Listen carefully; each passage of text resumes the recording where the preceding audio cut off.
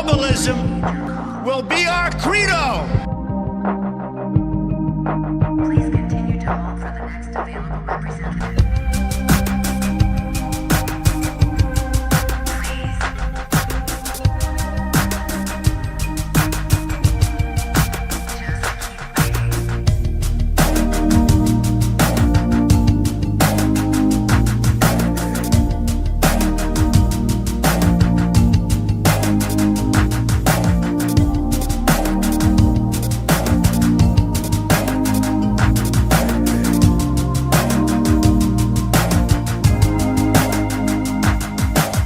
Americanism, not globalism, will be our credo. We appreciate you waiting and waiting. What is it you're waiting for? Do you even know anymore?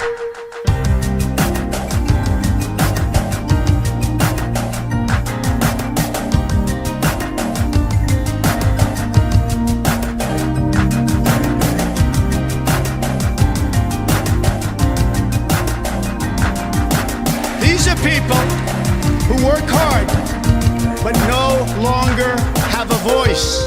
I am your voice.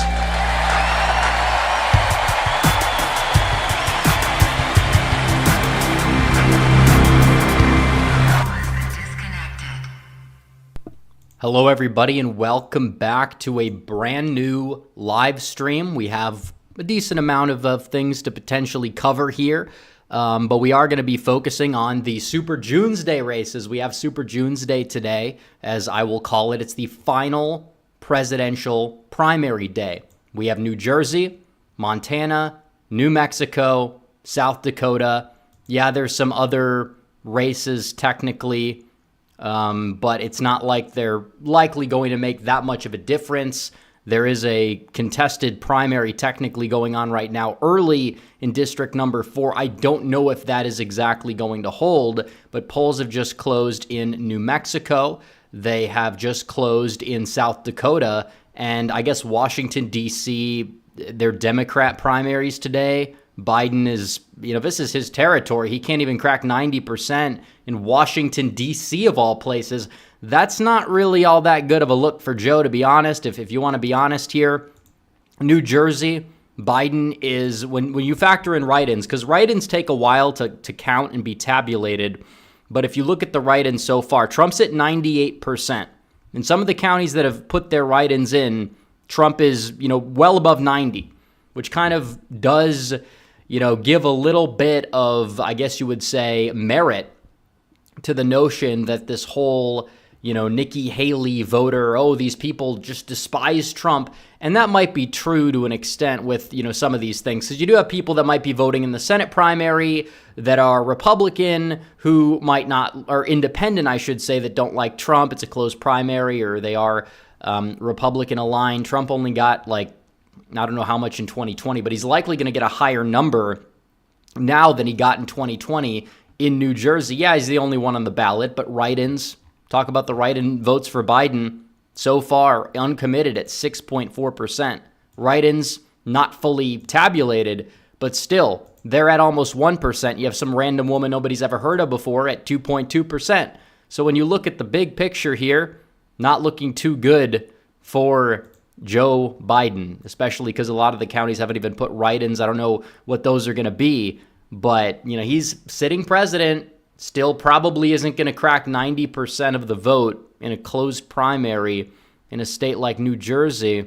Yeah, probably not all that good for Biden, I would say, if you want to talk about the whole comparison with Trump and the primary turnout, whatever.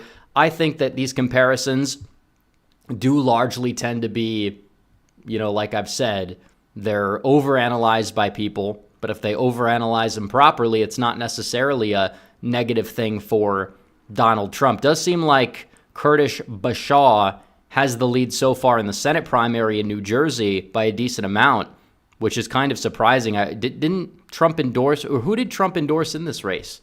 I thought it was Glassner. Maybe it wasn't Glassner. But we have New Mexico. Votes are coming in early vote from Santa Fe, probably Trump's weakest area, one could say, in this primary, still 75 to 15. Will we see a surge of enthusiasm due to the verdict for Donald Trump? Are we going to see defectors, like they say? Yeah, so far, really not any sign of defectors, especially because this is largely early vote, and Trump is still cracking 90 in the Republican primary there. So that's good news for Trump. But we have Super Chats to get to. We're going to get to Super Chats. We're going to go for about, 90 minutes, maybe 2 hours if things get interesting. But we'll have to take a look. Now, these are early votes. That's probably why Glassner's not doing so well. Either way, does it really matter who wins that primary? No, it doesn't, because the Republicans probably are not going to be able to win that race regardless. So Johnny Heartdog for 10 says, I missed the last live stream and will probably be missing more, so you may not be seeing as many Super Chats because today was my last day at my job and I'll be getting ready to move to Alaska. Well, congratulations on the move. Also, last year my brother had an aneurysm and didn't make it. Lost the family dog 2 days before that. My dad and family need me, which is why I'm moving. Well, I'm sorry for your loss. It's very sad. Our prayers are with you on that one. Also, I disagree when you say conviction is not moving the needle. The backlash is huge. It's easier to vote than donate. Record donations equals even bigger record votes. Well, if you mean moving the needle in favor of Trump, I tend to agree with that. I would have to say, he's just engaging his own supporters. I think that's what a lot of the donations are. But that's huge, because if you're engaging people to send lump sums of money, an average of $70 or so, that's still a lot of money that people are taking out of their own pockets, and they're sending it. Those people are going to vote, but people like that are also more likely to volunteer, make sure that they don't shut up about it. Biden, you think if this was good for Biden, Biden would be raising an equally large amount of money because of it. But they're not. They're not raising anything off of it, or they would be talking about it if it was a significant number. They won't even talk about their totals from last month because they know that they would, if they were able to go out there and do it, it would not make them look good. They're just saying, well, we're hoping Trump is exaggerating his. That's what they say as campaign staffers. They're not saying that they raised more money than the previous month. They're not even hinting at it. It kind of leads me to believe that maybe Biden cannibalized some of his donors. I don't know. It's possible. He did a fundraiser yesterday in Connecticut, but he was only there for like 20 minutes, and that was pretty much it. And again, a lot of those donors were kind of Biden questionable, Biden skeptical. Now Biden's trying to attack Trump on the verdict, which I don't think is a winning strategy for him. Saying the convicted felon thing is like a label that hurts. Among resist libs, one could say, but is this really going to impact the votes of people? Because the polls are showing that it's not. And the more they do it, the more it's like, okay, you're clearly just using the justice system to get Trump on things that are not really crimes in existence, and that's what they've been doing. If you look at Biden's third in command at the DOJ, resigned just to go work on this case. You think there's no collusion? You seriously think that there's no collusion? We hear about collusion the other way. No, this is actual collusion. But if you talk about this, you could say they're going to say conspiracy theory, you name it. It's not. It's reality, and we know it. This judge literally donated to Biden. Daughter and family has something to gain by Donald Trump's political career being hurt. How the hell is this guy able to conduct a fair trial, especially when he's changing the rules in an unprecedented way to ensure that Donald Trump gets convicted no matter what, with this jury that is not impartial and is not of his peers, which is like another line that they just throw out there, of your peers. Again, where in the Constitution does it say it? Doesn't say it. It says impartial jury. And that jury was definitely not impartial. They have preconceived notions of what they believe about Donald Trump. They do. There's no other way around it. So even if, let's say, he was guilty, which he's not guilty of anything notable beyond a reasonable doubt, then this trial should still be thrown out as a mistrial in a fair world. I'm not saying that that's how it works, or that's the precedent that it sets, but you did not give Donald Trump a fair trial. If you had a retrial in the middle of nowhere, you have a bunch of people who I don't even know how you'd find an impartial jury or like a split jury of people who kind of like Trump and then kind of don't like Trump, a bunch of like true centrist, undecided voters. They're going to acquit Trump every time, which kind of, tells me that because the undecided voters would vote to acquit, and the more they hear about this case, the more Trump's numbers go up, kind of leads me to believe that any drop we saw was temporary, and even then it didn't move the needle. So I'm not worried about it one bit. I'm not. The people that hate Trump, they're going to cheer about this, but then at the same time, they're going to be complacent. If there was ever a spike of donations to Biden, it wasn't because people are scared that we could have a convicted felon in office. Because according to them, he already committed the crime before he got in there, which wasn't even technically true. But apparently, according to the New York court in Manhattan Southern District, well, what's the rule? Apparently, business records are capable of time travel. It's never been done before. But according to these people, it's purely possible. So more votes in for Donald Trump, largely Hispanic counties in New Mexico pouring their votes in heavily in the early vote even for Donald Trump. He's now at 86% in New Mexico. South Dakota, again, this is a race where they have the down ballot primaries the same day. Doesn't exactly seem as if they're, but look at Biden's totals. And I believe this is a closed primary. I could be wrong. Biden's not even cracking 80. He's not even cracking 80, and there's no uncommitted option either. He's not even hitting 80, but so far he's not hitting the numbers he needs. That's brutal. That is absolutely brutal. Let's see if they have any Trump results. They don't have any raw votes in here. And it's not like there's a lot of votes in on the Democrat side either way. But yeah, in terms of what's going on in the Trump case, I don't think it's moving the needle against him. And yes, it's possible that the net effect of it is positive, as the Super Chatter said. Also, Johnny Hartdog, again, for 5, says, as for me, there's no way I'd vote for a felon. My conscience simply wouldn't let me. I'd never vote for a felon, therefore I'm voting for Trump. Yeah, I think it was a Babylon Bee headline. A rare increasing win for them because they've kind of fallen off quite a bit, it seems. But they said the race is shaping up to be between a convicted felon and an unconvicted felon, which that's kind of what Biden is. Apparently, these same people were saying that, you couldn't say the word felon because it's offensive. You have to say justice impacted individual. But now Trump can't win because he's a convicted felon. They don't have principles. So why should we take the trial at face value if it's conducted by these people? That's the real question. And only by these people, and judged in a jury of these people that were following Michael Cohen on Twitter. These people have no business being a part of this trial. They have no business being a part of the jury. The point of it is you're not supposed to hear about it or have any preconceived notions or bias. So even on the jury fact alone, this trial is something worthy of being thrown in the garbage. Johnny Hartdog says, it's my birthday, by the way. Well, happy birthday. Happy birthday. Biden signed an executive order closing the border. He's getting tough on the border now. It takes guts, courage, and leadership to make an executive decision. He's not playing around. I assume that one is facetious. But we're going to be talking about the Biden executive order because he's basically conceding his entire argument up to this point on the border. He's button mashing. That's not a good position to be in. If you're button mashing, you think you're in a winning position. At that point, of course you're not. Of course you're not. But yeah, South Dakota, I don't know what's going on. Biden's at 77, not even at 77%.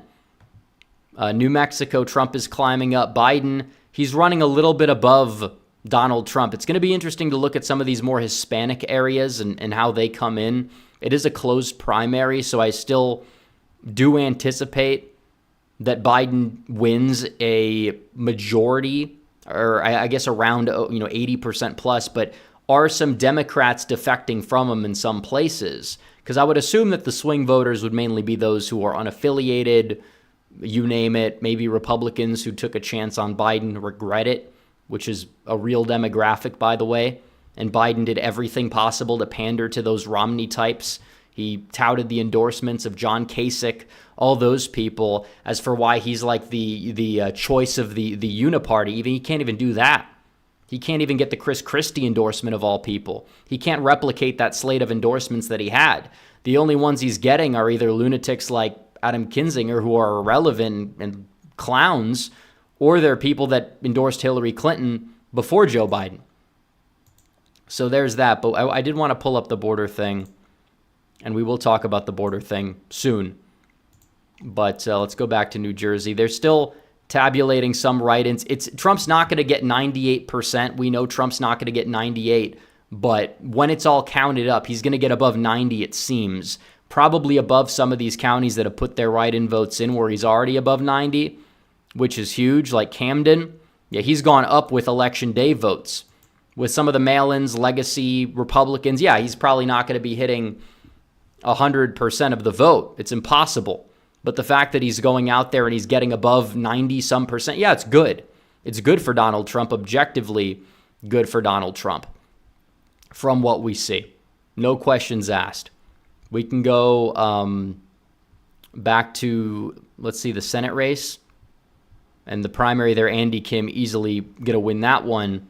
Curtis Bashaw has actually, I think, beaten the Trump endorsee. Is that actually true? That's surprising. Not too surprising, but the margin so far is surprising, and how the map is laid out is surprising. You have like Ocean County coming in. He's heavily favored there. Atlantic County, he's doing very well. So that's intriguing. That is. Also, the counties with the higher write-ins so far that have been put in are also the counties that Bashaw is doing best in, which confirms my point about some of these like Trump defectors. They don't exist in meaningful numbers. That's the thing. They don't exist in a place like New Jersey and anywhere we've really seen. A lot of these people are not Republicans. And, you know, it's true Nikki Haley's not in the race. I don't even know if she's on any ballots tonight. And, she's in New Mexico. But like I said, when she drops out of the race and endorses Trump, Trump's numbers are going to go up because either A, her supporters realize it's over, they get behind Trump, or B, they don't turn out for her, period, because they're like, well, how dare Nikki Haley side with Trump? It's like they're coping. And I'm not going to tout the Haley endorsement as like some great thing, but I think for party unity, it is a net positive. And also, her holding out the endorsement kind of was the reason why the zombie vote for her was higher than it was for somebody like Bill Weld. But now that she's endorsed Trump, it's going down. It's plummeting. Weld got double digits in some places in 2020. They don't tell you this. It's not convenient for their narrative. Mitchell Ryan says, do you think Biden can grant mass amnesty? Also, did you hear Biden's giving mass work permits? I know. That's the problem with this. The so-called bipartisan border bill, we were told, which again, it's about as equivalent as if you have a bunch of, every Republican signs onto a bill and then they get Manchin and they get Sinema, then they call it bipartisan, because that's exactly what this was. You had a bill for the border, which you already had a strong border bill in play in H.R. 2. Now Biden's saying they Republicans rejected the strongest reforms in decades. Well, first of all, it's not saying a whole lot. Two, it wasn't even the strongest reforms proposed in a bill this Congress, and that bill actually passed the House. This bill didn't pass the Senate. You know, Biden wants this victory, but he couldn't get it, so he was blaming Trump. Oh, the border crisis is Trump's fault. Now it's back to being Biden's fault, but Biden's apparently fixing the problem himself, which is something we said could have been done from day one, and he refused to do it. So Biden is a coper. He's a liar. He's desperate. He's out there. He thinks he's doing something great with this. All the bill does is cap asylum seekers. Okay? Some of those caps were in play during this administration anyways, and then the court struck down Biden when he tried to get rid of it, and then Biden continued to do it anyways. It's apparently defying the justice system is perfectly fine if he does it, according to him by his own logic. But it's true. This executive order is a net negative for the border. It's a net negative. The main problem, you also have human traffickers bringing over children. That's a lot of people. It's going to make the human trafficking problem a lot worse because the people that were going to come in, they're going to engage in trafficking just to get in, and they're going to be able to get in. That was why Trump's evil family separation policy that they hate so much was actually the correct moral position to have, because a lot of the times these people were not the parents, and you had to separate them from the children to find out if they were really the parents or not, because in many cases they weren't. But the left ran with it because they clearly just disregard all reality here.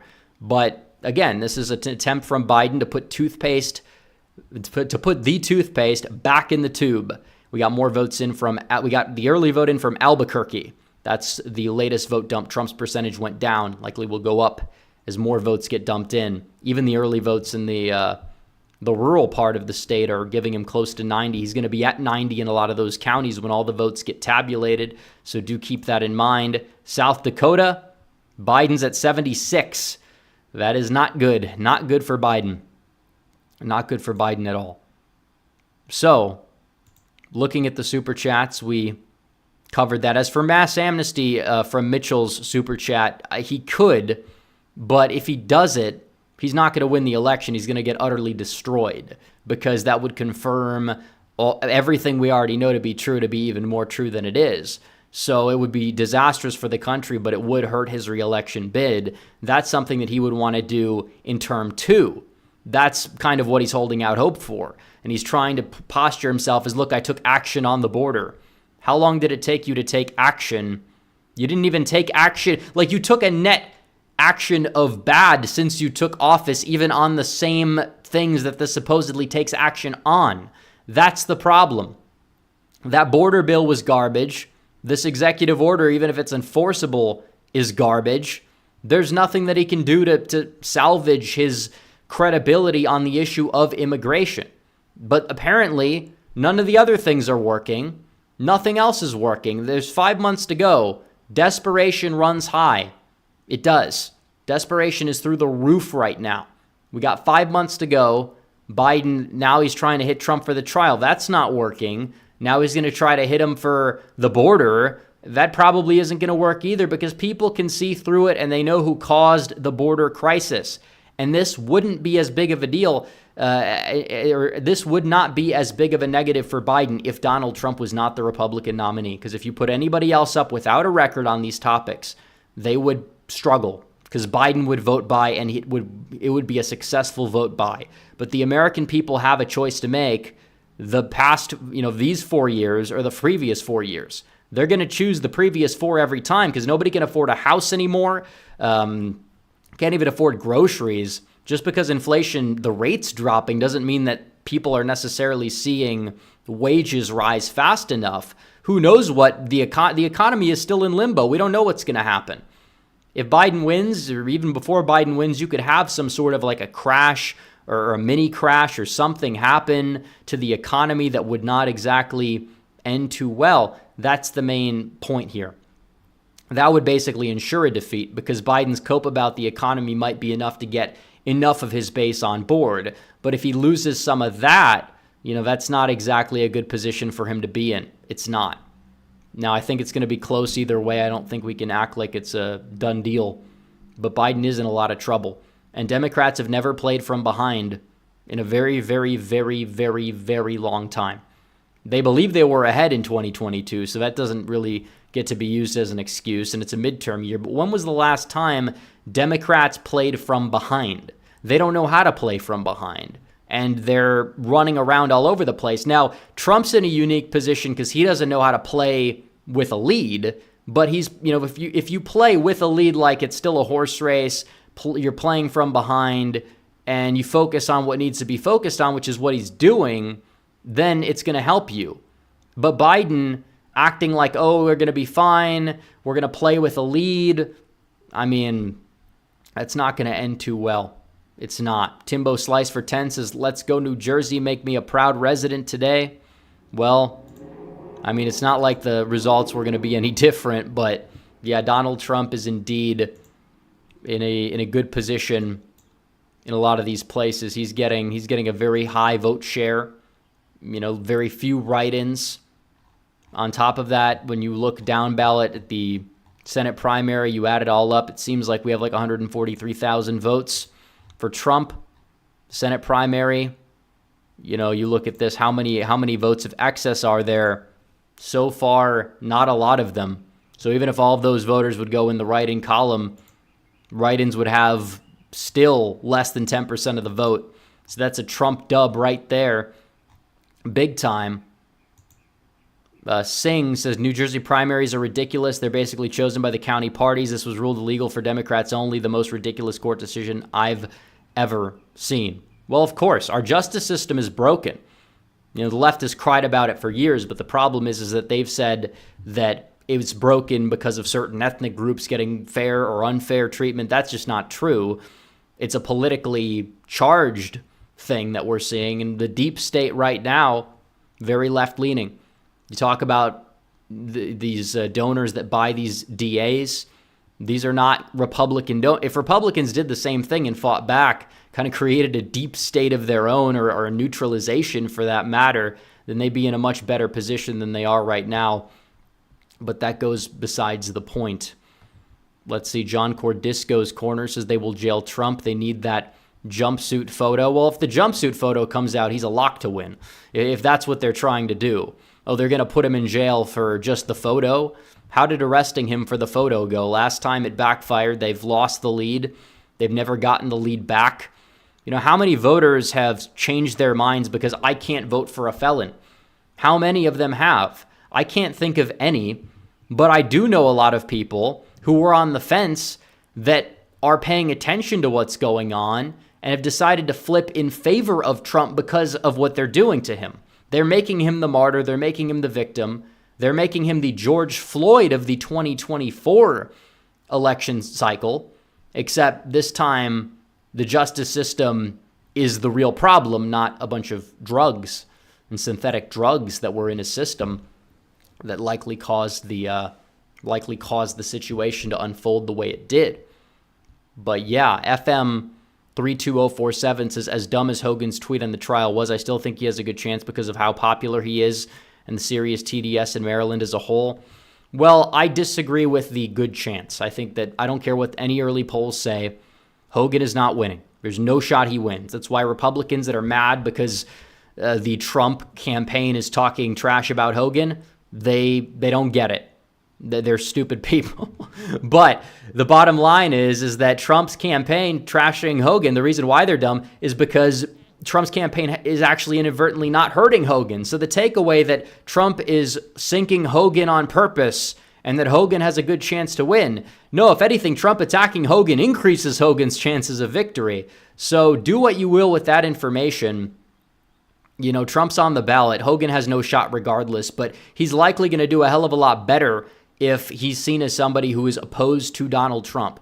But just because you're a popular governor does not mean you're going to be elected senator, because you're going to be somebody who goes in there, votes for the opposition of the party of the state, probably 50% of the time. They don't want that. National politics and state politics are different. If you have a liberal Republican governor in a blue state or a conservative Democrat governor in a blue state that governs based on principles, people might gravitate towards that if they don't usually vote that way. But if you're running for Senate, everything gets nationalized. You could look at 2018 with Tennessee. Phil Bredesen, he got destroyed. I mean, you have rare exceptions. Joe Manchin barely winning. But that's the type of ordeal that it takes. And if Manchin had Trump on the ballot, he would not have won. The same thing with Tester against Rosendale. Tester would not have won if Donald Trump was on the ballot. So, you look at it and it's yeah, I can't really see there being a scenario where he wins it, especially in a presidential year. This was 2022, and you have a Hogan type running for governor. Maybe you could make the case that Hogan would find a way to win against a weak candidate, but it doesn't matter how weak also Brooks is. It's just baked into the cake already. 666 King Drummer says, proud to say I did my part in this blue hell of a state known as New Jersey Trump 2024. Well, there you go. DH says, let's hope Rosendale beats Tim. Rosendale's not running. And by the way, Tim Sheehy, not that bad. Not that good, but not that bad. I think that's going to be one of the more common Trump endorsees who people hate on initially but turn out fine, which is part of the reason why I'm not somebody who is going to continue to freak out at every little Trump endorsement. I think he does make bad ones from time to time, some of which might be recanted soon. We'll have to wait and see. But either way, Sheehy's going to be fine. Jonathan Manson says Nelson Mandela, Lake Walsia, and Gandhi are all felt. Well, that's the terminology means nothing. Trump in many ways is in good company. Whether you agree with all these other people or not, many of whom are heroes of the left, I mean, there's still people who are notably making an impact, were targeted by the system for whatever reason. Some cases it was not a bad reason, but either way, and it didn't dictate their legacy. And in a way, Donald Trump is basically in lockstep with all of those people in that regard. They're making him an even more larger-than-life figure than he already is. It is backfiring. There's no way that you could say it's not. James Sapp's idea for a video, go through the senators and try to figure out how many votes Rick Scott has for majority leader. We'll cross that bridge when we get there. Hopefully, that's going to be after the election. Hopefully, Trump's going to win. And I think we will take the Senate regardless, but still. Base Cats is the difference between Blumf and Menendez persecutions is that one side gets support for injustice from their base, the other gets laughed at. Well, and that's also true, and that they want to throw Menendez under the bus because they want somebody different in there. And honestly, Menendez is going to get away with a lot more than he should. But I hope he does well in his independent bid, but I hope he doesn't win, or hope he doesn't win over Trump voters while doing so. Let's see. Somebody says, look at Iowa. Yeah, what's going on here? That's surprising. What's going on with incumbents in Iowa? You don't have high turnout, but you got Randy Feenstra, who likely wins, but is not in like a phenomenal shape against Kevin Virgil, who I've never heard of before. And then you have Marionette Miller-Meek. She's losing to David Pouch. So that's intriguing. I don't know what's going on there. Either way, this is a red district. Trump's going to win it. Republicans are going to win it. But I don't know. She did retake the lead. But this is intriguing. Yeah, 4% of the vote reported. But why is it that close? Should not be that close. Yeah, Triple M probably gets by.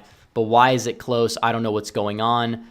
Yeah, rhinos and all that. But I didn't even know these people were running campaigns. So it'll be interesting to see if we get a surprise knockdown in Iowa. Also New Mexico. Yeah, Biden's still below. They put in Albuquerque. Biden's actually below 90 in Albuquerque, which you would anticipate to be in a white liberals. You do well there. Not exactly cracking 90. If you want to look at these other races, this is within 5 points. That's huge. Luis Sanchez and Steve Jones. This is going to be a safe blue district anyways. I wouldn't worry too much about it. Probably safe. We'll see. South Dakota, Biden finally got to 80. We'll see how long he stays above it. And nothing's changed in New Jersey. So we'll go back to the super chats. Let's keep it on. I don't know. What are we going to do here? Yeah, any Republican primaries for the House that are competitive? Smith easily won. I mean, he didn't really have a high-profile challenger this time around. Van Drew is not contested. Let's see. Keene is contested, but he's probably going to win. Again, I don't think that this other guy probably could win that district, to be fair. Maybe I'm wrong. But either way, it's not really a big deal. We'll get to Montana when the polls close in 23 minutes. South Dakota, there's some down-ballot races as well in the state. And yeah, there's incumbents losing. This is a common theme we see everywhere. Rhino incumbents keep losing primaries in state legislatures. This is crucial. We talk about building a bench. This is happening all over the country. And maybe it's not exactly happening in Congress, or maybe it's not feasible that it can just yet because of where the power lies. But if you have people that are challenging and the local level, a lot of politics is local. You want to take out people at the state level, you could start, especially with some of these lower profile state House, state Senate races. We got some wins in Texas thanks to Trump and Paxton. But, I mean, we still fell a little bit short because of Democrats and crossover voting, which is a disgrace in primaries. Let's see. Andrew Mortensen says, what up, brother? Will you be doing a video on your prediction map now that Trump is convicted? I'll laugh for 4 years if he wins. I think he will. Already did one. Oh, prison? Well, prison, that'll be in July. I hopefully know there's not going to be prison. But who knows what that's going to be like. If they're actually applying the law fairly, he wouldn't get prison. And maybe they realize prison might backfire, so they don't want to do it. I don't know. The betting odds for a conviction before the conviction were 80%, but the betting odds for jail are still below 20 despite a guaranteed conviction. I don't know. I really don't know. Sandra Esperanza says Biden just lied to the American people about not having the power. Yeah, and flip-flopping does not win elections. That's the thing. That's the thing. Is it going to be impactful? Probably not as much as he would like it to be. Maybe Democrats can say, look, he did something. Took you 4 years to do something. 4 years. You caused it and then you didn't even fix it. How is that a win for you? There's so much to attack Biden on. It's not even funny. He's just that bad of a president. That awful. Dylan Allen says Bob Menendez is running as an independent. Do you think Republicans have a golden opportunity to flip the state if he takes at least 10% of the vote? I mean, if he gets 10%, there's a shot if the 10% comes solely from Democrats. The bottom line is they're putting up somebody named Andy Kim, who has been there for a while, and he's well known. He's getting the 80% of the vote in the primary. I don't know what being scandal-plagued really does to entice independents, so I don't think he's going to get that, but we'll see. Maybe big money will buy him some ads. I don't know. Johnny Hartdog says nobody's falling for Biden's border action except his voters. My facetious remark earlier is what they think. Oh, it's true. I knew. I got that exactly from what you said, and it is true. Oh, he's doing something. He's taking action. Like all these accounts on Twitter, not just the Harry Sisons and some of the other ones, but like the Biden's Wins one. These are accounts that are paid, and they're paid to the tune of dozens of millions of dollars. The Biden campaign is spending money on these people that get ratioed to hell on Twitter. They're paying them big money to debase themselves for this guy. And people want to say that the Trump campaign is incompetent. The Biden campaign isn't even raising money anymore. I mean, they're not run by competent people. Democrats embracing wokeness and DEI and affirmative action, it's their downfall because they become so woke that their own ideology is starting to bite them in the ass because they become so incompetent. That's what people don't understand.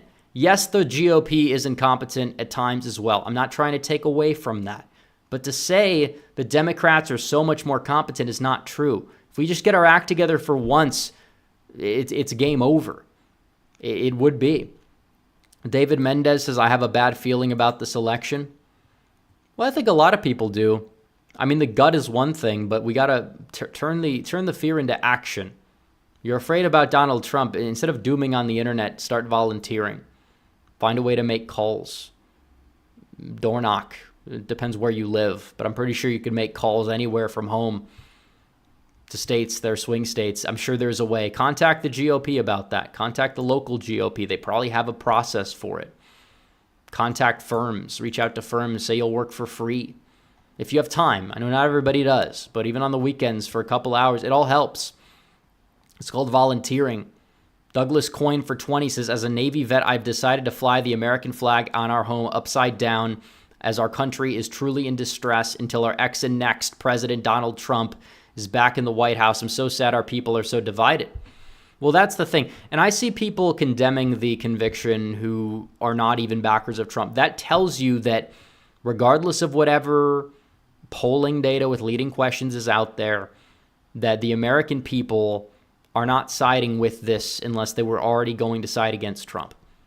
That's the way it is. Saying, will people vote for a convicted felon? Honestly, if that's Biden's tagline, he's dying on the weakest hill of any of the weak cases, too. I mean, Biden doesn't have the moral high ground in the documents thing because what he did was far worse, far more illegal, didn't get charged. Be a dumb thing for him to call Trump out on that. But the whole 1/6 thing, as played out as that is and as ineffective as that is, that probably moves the needle maybe a tiny bit more than the felon stuff among independents. Because people who are iffy because of that might look at this and just be like, okay, yeah, I'm going to vote for this guy. What they're doing to him is awful. It's true. Bomani Igloo says, does a Hunter Biden conviction hurt Joe? Actually, yes. Actually, well, wait a minute. No, a conviction? I don't know. If it's an acquittal, it does hurt Biden, actually, because it would show the two-tier justice system. You have somebody who is on record, Biden's on record, talking about him doing these things, but he gets out free. But Trump, no, they're going to throw Trump in jail for anything they possibly can get him on, even if it doesn't even exist. Ask a Democrat what crime Trump committed in New York. Something about hush money, they'll say. They can't even name the crime. Hush money's not illegal. It's called an NDA. Joe Biden is wrapped up in NDAs. Congress has NDAs. His own staffers have NDAs, some of which are likely covering up allegations of sexual abuse, harassment. I mean, we've seen this before. They won't unleash the files, but just look into it. I mean, there is a two-tiered system here. Dustin Enoch says, Iowa here, Triple M's my district. She's not well liked. First district has a lot of blue. We have Johnson County. Go Hawks. Well, seriously, are you saying Democrats are crossing over to vote for the...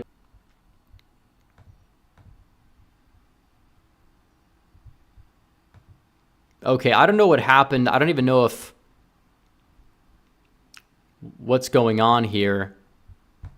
Chrome just stopped responding.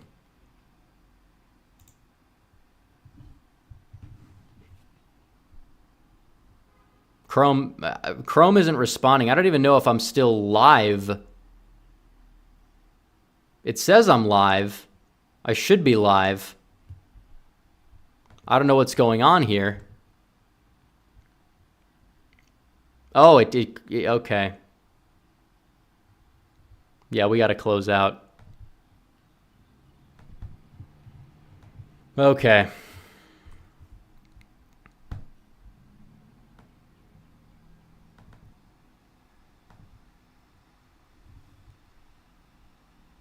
Are we back? Or are we not back? Okay, we got the wrong window up. Okay. Hold on. I don't know what happened. We just died. We died. Okay, I don't know. See, it said that the stream ended on my end on YouTube when I looked at my phone, so that's kind of weird. But I guess we're back. Okay. We resurrected. Okay. Who knows? Who knows what's happening? But it does show the same stream, so that's kind of a bit strange. But no, it was not my internet. It was Chrome. Chrome just froze. Chrome froze. I don't know what happened, but let's see. As I was saying, we were looking at Iowa. I don't know why some of these races are close. This guy says it's because Democrats don't exactly like her, but she's winning Johnson County, so it can't be the reason why. Let's see. Punch a Bunch Bear says, did you see Harry Sisson and Chris Mowry's dance video? I did, and I don't want to see it again. Base Cat says, did you hear Jamal Bowman might get primaried? Yeah, and I hope he wins his primary because he's such a cancer for the Democrats that him being there inadvertently helps us. Sam Madsen says, watch the Iowa Senate District 30 primary. Incumbent is getting primaried because he refuses to give an important bill a hearing in his committee. Let's look at Iowa. We'll go, was it Senate District 30? Yeah, the incumbent's losing so far by 16 or by 12. So that's huge. Dollar for dollar says the only pride stuff I saw was from liberal Christians. Air quotes around the Christians part. But yeah, I haven't seen much. And it's a wonderful thing. You're not seeing it anymore. The woke wave is dying. That's good. There's a lot of work to do. It's not over. But yeah, I mean, you look at these businesses, now they get trashed for putting the pride flag up. It used to be they were trashed if they didn't do it. Now the energy has shifted. Bud Light was an example that was made out of them. Maybe it was one of the only boycotts that could have viably worked, but either way it did. And now you're seeing what's happening. You're not seeing the same level of wokeness or whatever that you had before, which is honestly a really good sign for the way the pendulum's moving. And the fact that we don't have the same level means that a lot of these Biden worries or whatever are just going to bounce off more easily. And Trump will have a much better shot at victory, in my opinion, especially because of where the money's going. It's not just the big donors, but small donors are going towards Trump. It helps.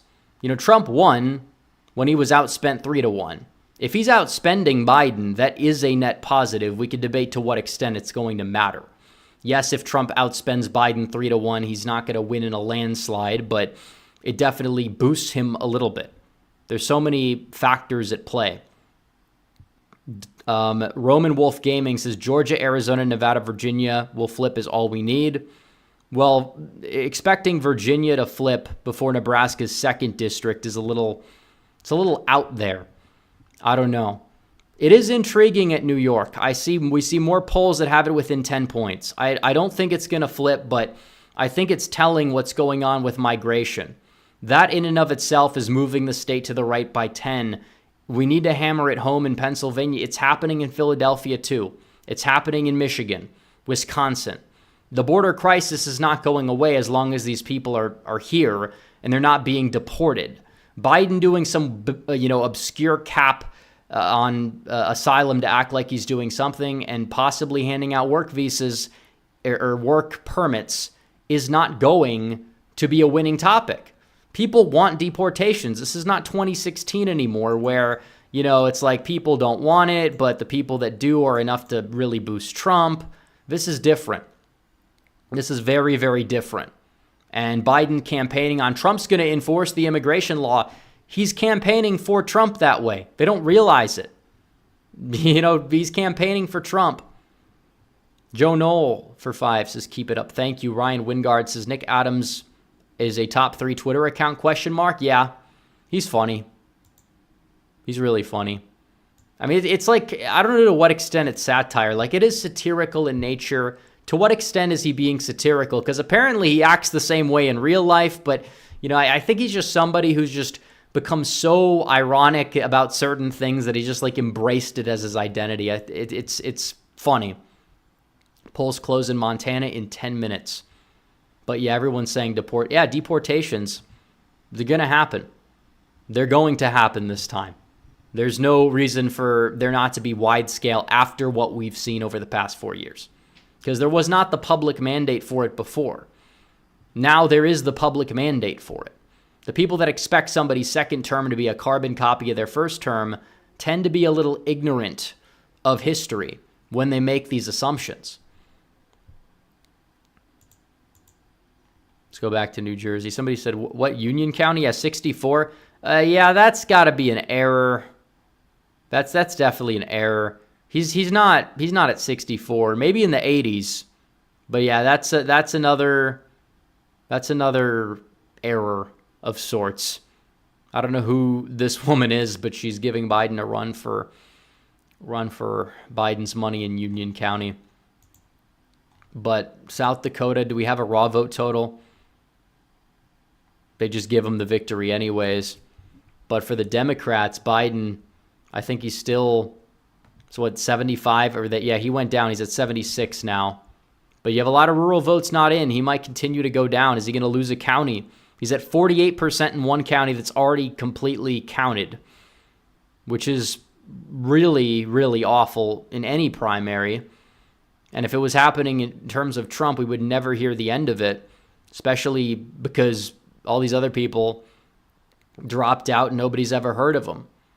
John Waffle says, I'm disgusted that Pittsburgh sucks up to these furries. Disgusting. Do you think we could eventually take Allegheny in the future? Are you talking about what do you mean by Pittsburgh? Like this one of the sports teams doing the stuff? I thought that was the Flyers in Philadelphia. But I don't know. You probably know something I don't. I don't think we can take Allegheny, but I do think Trump will improve just because black turnout's probably going to drop a bit. Dustin Enoch says, interestingly, my teacher's friends have told me that their students lean strongly to the right and generally support Trump. Backlash against leftism. I think it's just the Zoomer culture forming. The Zoomer culture in many ways is different than how many people characterize it, or millennial culture, which tends to be more woke in nature, more sensitive, whereas there's more of like a desire to be a little bit more edgy and I guess you would say, oppose the woke stuff and then the NPC stuff. That's not to say there aren't a lot of people in this generation that fall into that, or that Biden still won't win young voters. I don't believe some of the polls that has him losing them. But you look at the migrant crises overseas in Europe. Look what that's done to the right-wing vote share among the youth. It's skyrocketed completely. And I think young men in particular tend to be the ones leading this. But it's like, how many people, I'm just like imagining going back to high school, even college in certain instances, and like thinking about Biden's messaging. How would these people receive it, assuming that they're just like, a little bit disaffected? Probably not too well. They don't like Biden. Biden trying to buy votes is not going to work. Nobody's getting, who's gotten student loan relief from him? A lot of this is shot down by the courts. He keeps, floating it, dangling the carrot in front of people's faces. He doesn't take action on anything except the oil reserves, which he's depleted for electoral purposes, and even then it's not working. How about instead of Trump being a convicted felon, this guy's losing to a convicted felon? He's losing to a convicted felon, which honestly, the felony I think doesn't hurt Trump, but still, same people that say Trump lost to a dementia patient, well, this guy Biden's losing to a convicted felon. So we'll see. It's not done yet. Not even close. Stephen Knizik says, I'm actually so pro-Trump at this point that I want the Democrats to jail him so that he could walk out of jail like Mandela and make Biden snip off the ankle monitor. Well, I don't know if that's going to be the way things go. Can Biden even physically do that task? I would probably lean towards the fact that he's not able to.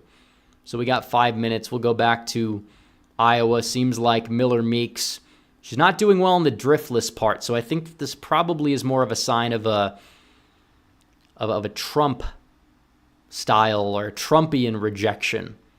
I don't know what county this guy's from, but South Dakota, some of these state legislature races, how many incumbents are going down? You got 1, 2, 3. This one you have 2 incumbents. I assume it's like redistricting or something. Yeah. I mean, that's still a win. That's a win. It's an all-around victory. The more incumbents lose, usually the better. Because this doesn't seem to be like a Kristi Noem-led revolution like you saw in 2022 when the incumbents won, but it was good. So let's see.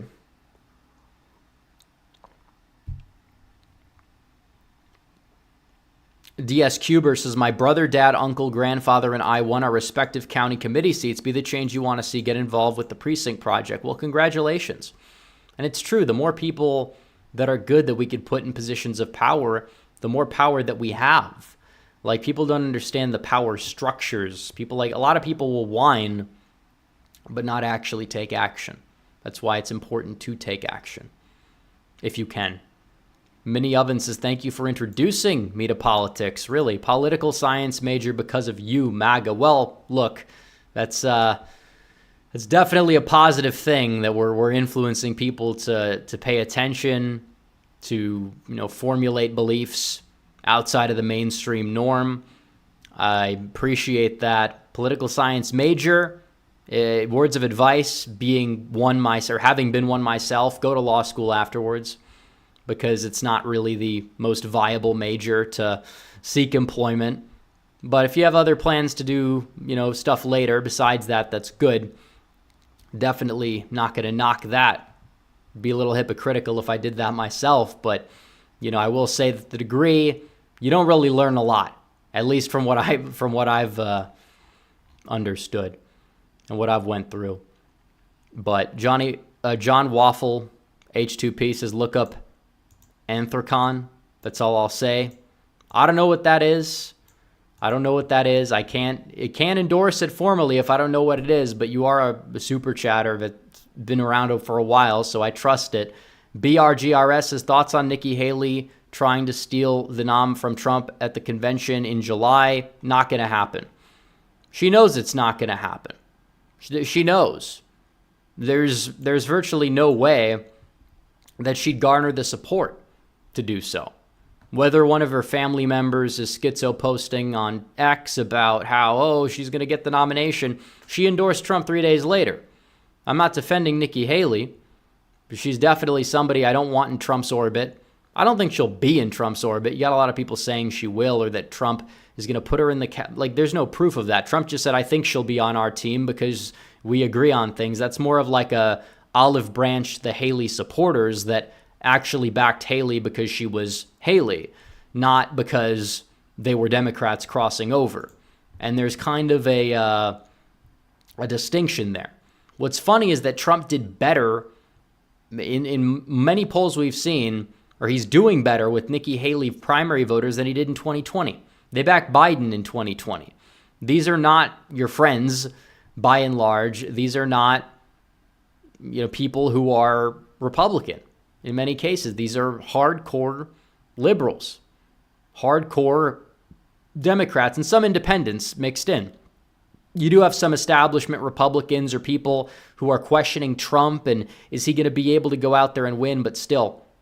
Like a lot of this 9%, which by the end of the night is going to be like 5%, is mainly people who never voted for Trump. They may be registered Republican, but party registration is not the same as party ID.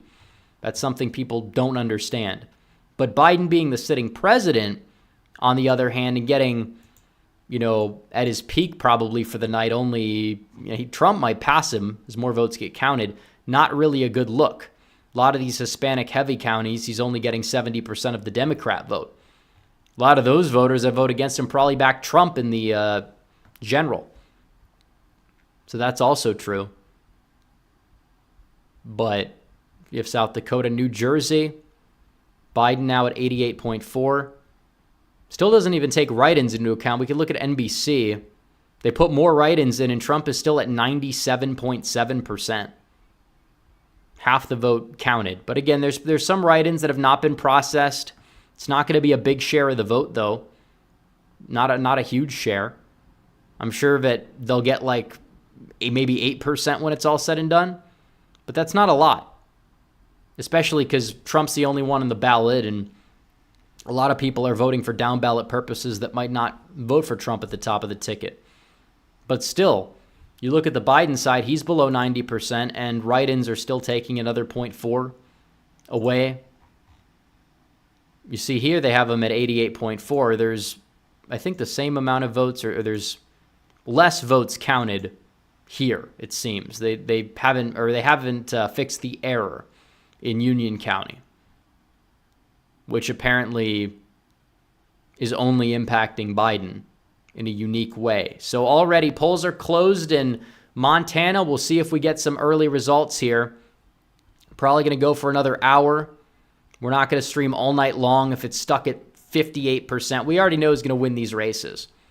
We already know. We can look in chat. We can get super chats. We can look in the regular chat. But in terms of merchandise, we're bringing back the store. And people, if you guys want to suggest any merch designs, feel free. Be working on that later this month. It'll be probably back by the 4th of July. So we're going to bring back the merch store. We've got a bigger audience than we've ever had before on the channel, 181,000. And that's going to continue to grow. So we'd like to get the input of the new people as well who weren't here the last time we did a merch drop or didn't even know we had merch to begin with. So who knows?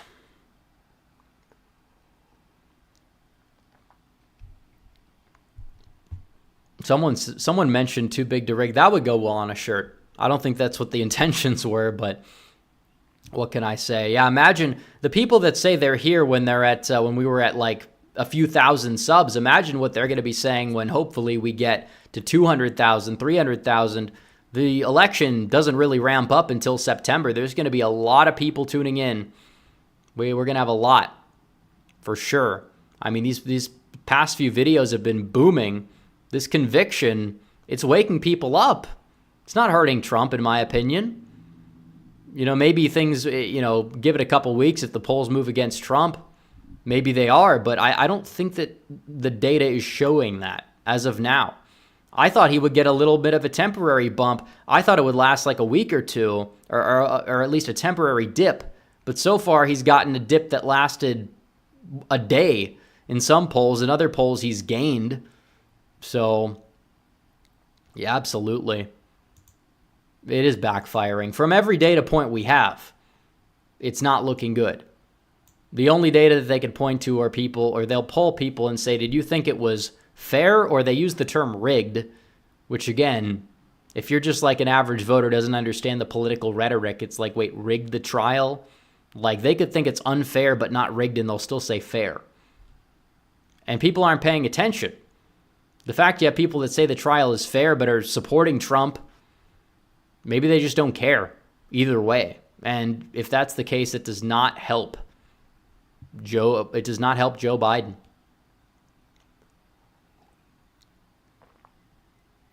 But there's a debate this month. There's a debate coming up in about 23 days. We're 23 days away from the first debate. 23. Think about that. I don't know how many viewers it's going to get, but Biden, like, he's kind of, he wants something quick that can change the momentum, change the trajectory. That's why he's calling for a June debate. I'm fine with like an August debate, but a June debate, a little bit iffy. Now, Trump did say anywhere, anytime, any place, so it's smart that he agreed to it. But past that point, Biden's only doing one debate during election season. And usually incumbent presidents don't do well in the first debate. So I think Biden is smart, actually, by not having the effects of that be too strong. But even if he does well, is it going to give him enough sustainable momentum? Because even the State of the Union, did that move the race at all? Not really. The debate probably gets more people watching it than the State of the Union, but we'll see. There's like a bunch of MLB games on that same day. Like, you got to reach some people who are not political people in the debates. So we'll see. BRGRS says, I started watching your channel right after you won the slightly offensive debate a few years ago. That's a long time. I mean, that was, 2021, I think. Yeah, early 2021. I think I had like 103, 104K subs at the time. But yeah, it's definitely been a ride since then. Sagas says, would you approve of a rep t-shirt if done well with you drawn in the style of King of the Hill, or is that too cringe, just an idea? Well, you have an interesting idea with that, but maybe instead of me, it could be like Trump and then a few other people. I don't know. LinnerX52 says, Rasmussen says Trump lost women after the conviction. Well, their previous poll was Trump by 9. There's no way that Donald Trump is going to win the popular vote by 9 points. The new poll shows Trump winning the popular vote by 5. There's no way Trump is even going to win the popular vote by 5, but it's more believable. So honestly, I think that it's just more reversion to the mean, more so than anything else. I don't think that it really showcases that people are moving against Trump, because their previous poll was just too unsustainable. And I think Rasmussen is not a good pollster, just like I think Quinnipiac and Reuters are not good pollsters. Reuters was the other one that showed a Trump dip. But even then, 20% are undecided? So how do we exactly interpret that poll? Dustin Enoch says, repeal the NFA and abolish the ATF. We'll see. I don't think that's really on Trump's agenda, but probably it should be. Michigan Gun Nuts has been here since 500 subs. Love you, rep. Keep it up. Well, 500. That was probably April of 2019. You've been here for over 5 years, so appreciate all the support. But it is true. The people that were the early adopters, I feel like a lot of them have stuck around. A lot of the loyal following were the people that, I guess you would say, started watching early, probably because of the election focus, I would say. But we've added a lot to the core, even on off years that we didn't initially have, which I think is really cool. But 83, he's at 83 in New Mexico. South Dakota, okay, he's going up as more votes get put in. It's pretty obvious. A lot of this is just like the early vote.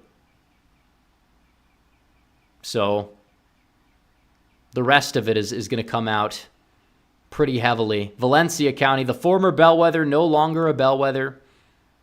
Trump is at 87 in the early vote. That's insane. But bellwethers don't exist anymore because I mean, even Romney almost won most of them. But it's the demography. You're not going to see a Democrat win a bellwether county for the most part. Yeah, there's bellwethers in certain states, I think, but I don't think like bellwethers are the best way to gauge an election. Because the white working class vote that was prevalent in a lot of the bellwethers is not a swing vote demographic anymore. Stephen Knisik says, the only poll I trust is the one saying Rep will open up a new channel, Let's Plays, in the new year. After all, he's already PC gaming Master Race with that desktop setup. Well, am I really? Like, you're talking about the whole, the graphics. I made the graphics in probably about 5 minutes to this live stream. But, I mean, they're sufficient. They are, I would say. But I'm not a gamer. I tell people this. I'm not a gamer.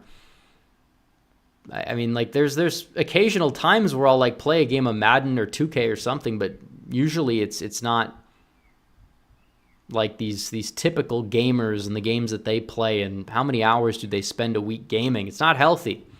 I'm not saying that people can't occasionally game if they like to. I'm just saying that, you know, there are a lot of people who game for a living and don't do really anything else, live with their parents in their 20s, and, you know, if this describes people in chat, I'm just going to say, I'm not even attacking. I'm just saying there's always room for improvement.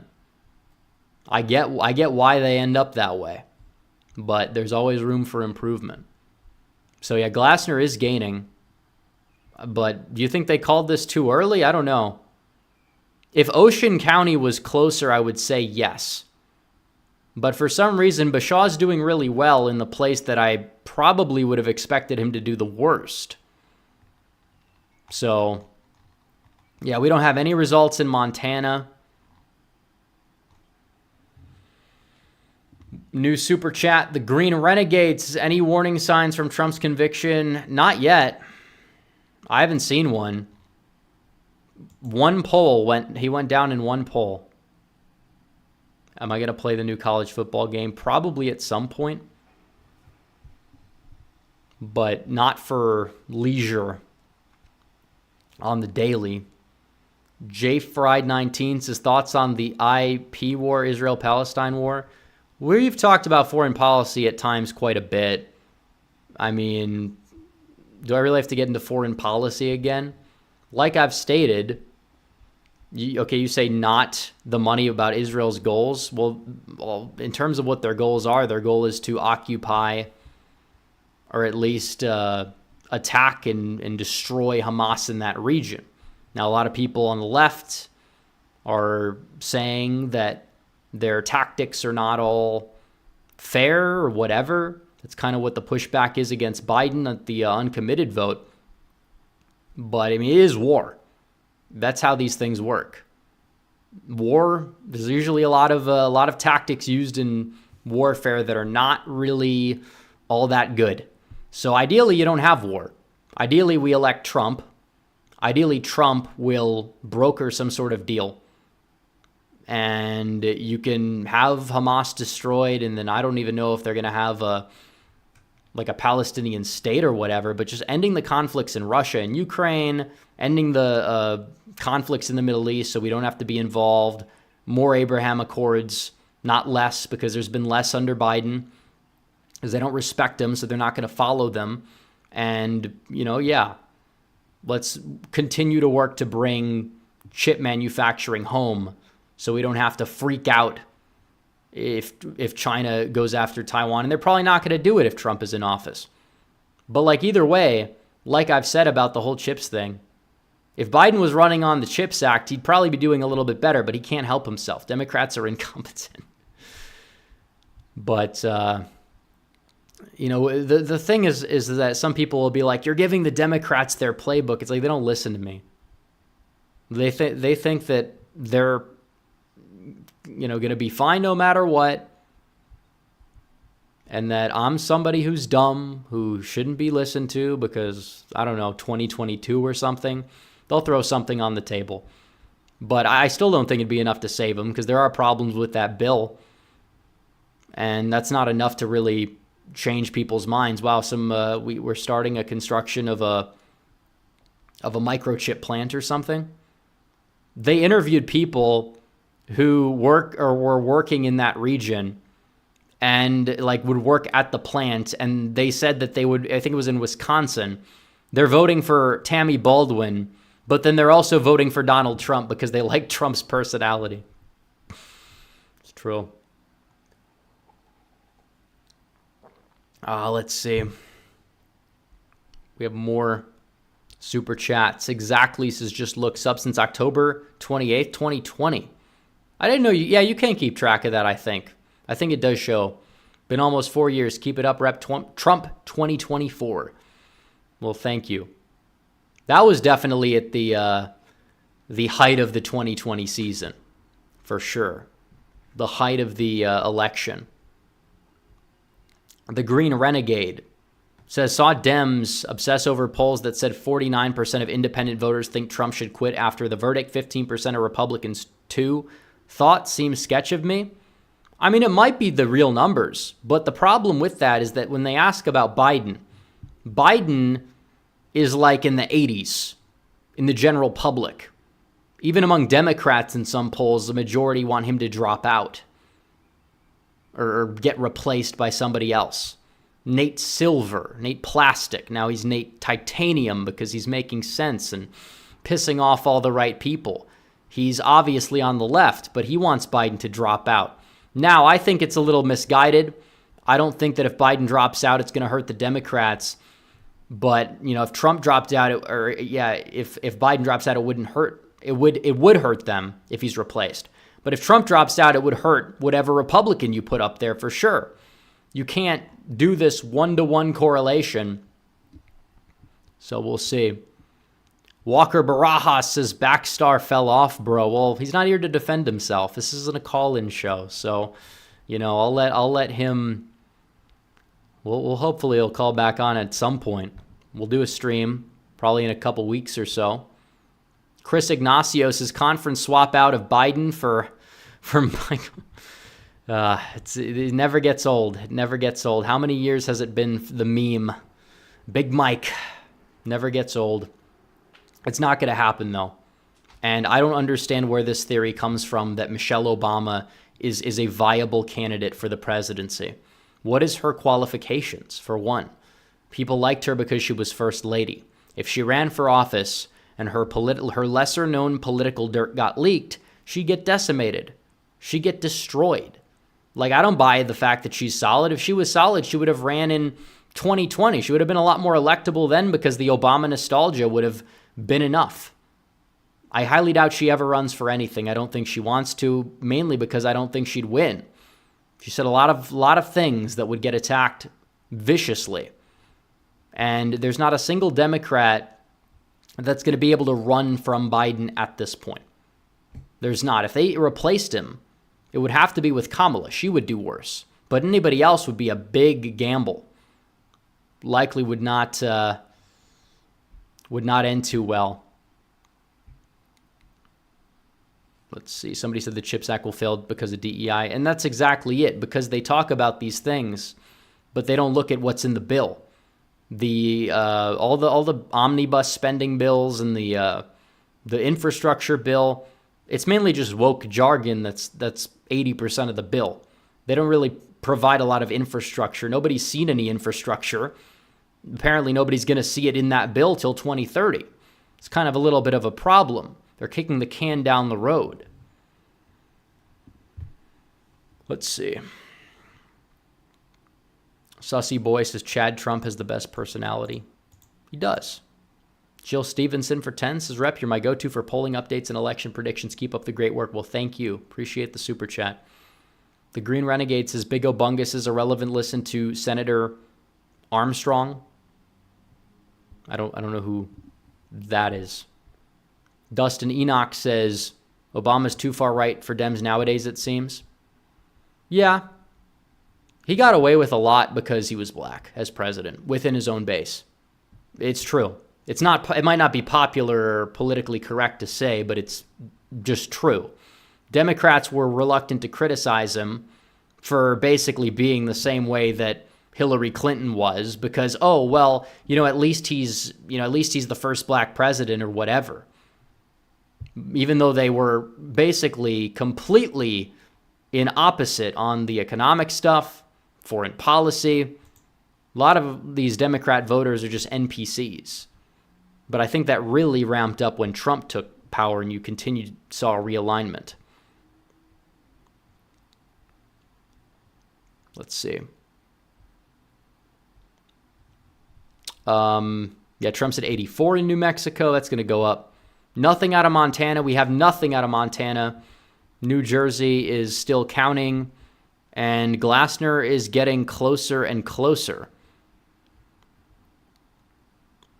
Top Gear Fan 2848 says feedback for my 2024 prediction. Can't send link. Well, if you can't send the link, I can't give you feedback. You're going to have to type it out. Just tell me the state changes, and that would be enough for me to deduce it. A lot of Rust Belt Trump voters voted for Obama twice. It's true. A lot of them did. But Obama was from the Midwest, but also Romney and McCain were not good candidates. They were awful. And Trump actually touched base on things like trade that Democrats used to touch on, Republicans never touched. And his policies, for the most part, worked over 4 years. All of them. He had this unique combination of the protectionism mixed in with the old school trickle-down economics. That's, mainly what the left calls it. It's a little bit of their straw man, but the Reaganomics. But Reaganomics failed because of globalization, not necessarily because tax structures don't work or whatever. With Trump, you had Trumponomics. Definitely helped out. Bidenomics was so bad, they had to stop using the term. Think about that. It was that bad, they had to stop using the term. He stopped touting the economy as Bidenomics because it wasn't helping him. Because people realized the economy's not strong. Who could afford a home? Who could afford anything? Getting told, well, the unemployment rate is low, doesn't do a whole lot because that's not the issue. The unemployment rate was lower under Trump at one point, I believe. So the unemployment rate being 4% now, that's not the point of, the economy's bad. Nobody's comparing this economy to 2008, 2009. And even then, at least you could afford some things back then. You can't afford a house. You're probably better off in 2009 in many regards than you're off right now. I'm not joking. I mean, it depends on your personal situation, but the personal income situations are not doing too well. Maganomics, yeah. I mean, I like both terms. You call it Trumponomics, you call it Maganomics. It's the way it is.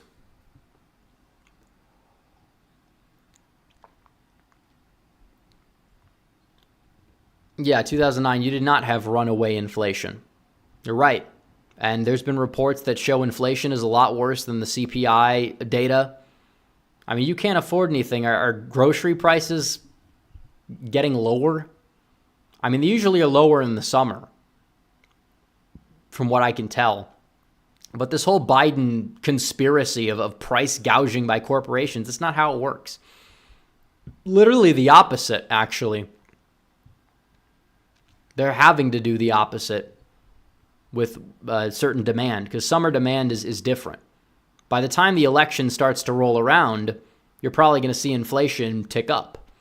But even if inflation goes down, it's like putting the toothpaste back in the tube. Are you able to do that effectively? When you're Joe Biden and everybody's made up their mind about you, no, you're really not.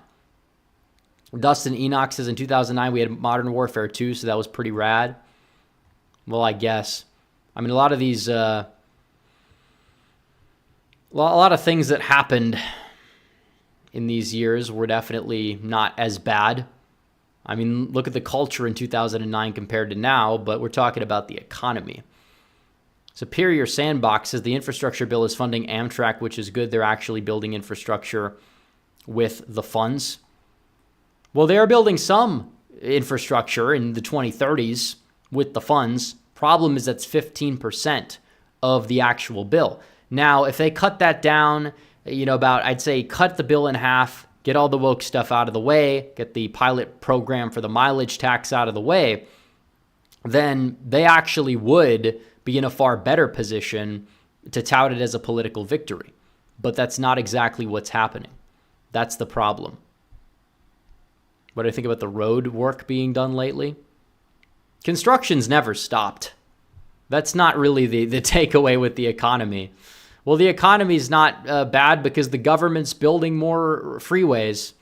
Like, that's never happened before. Besides, do we need any more roads than we already have? Like, besides routine maintenance? A lot of it is just more toll roads here in the DFW area. But that's just going to raise revenues for the government from taxpayers that act on impulse and decide to drive in the express lane. The two people who use Amtrak really appreciate those. Yeah, I've ridden on Amtrak trains before a long time ago. It's like, who actually uses Amtrak at this point? I feel like more people take like Greyhound buses than take Amtrak. That's just like the Joe Biden way of doing things. Oh, everything is revolving around Amtrak because he built his brand on Amtrak Joe. What can I say? Yeah, Amtrak it's subsidized anyways. Wouldn't you have more competition if you had more private railways? Just like you have competition with private airlines and private bus routes companies. Like, let's be real here. Who rides the trains? Like, I mean, it's not a bad thing necessarily. I'm not going to say it's the worst thing in the world that they're funding it, but I don't think it's that important at all. Let's see.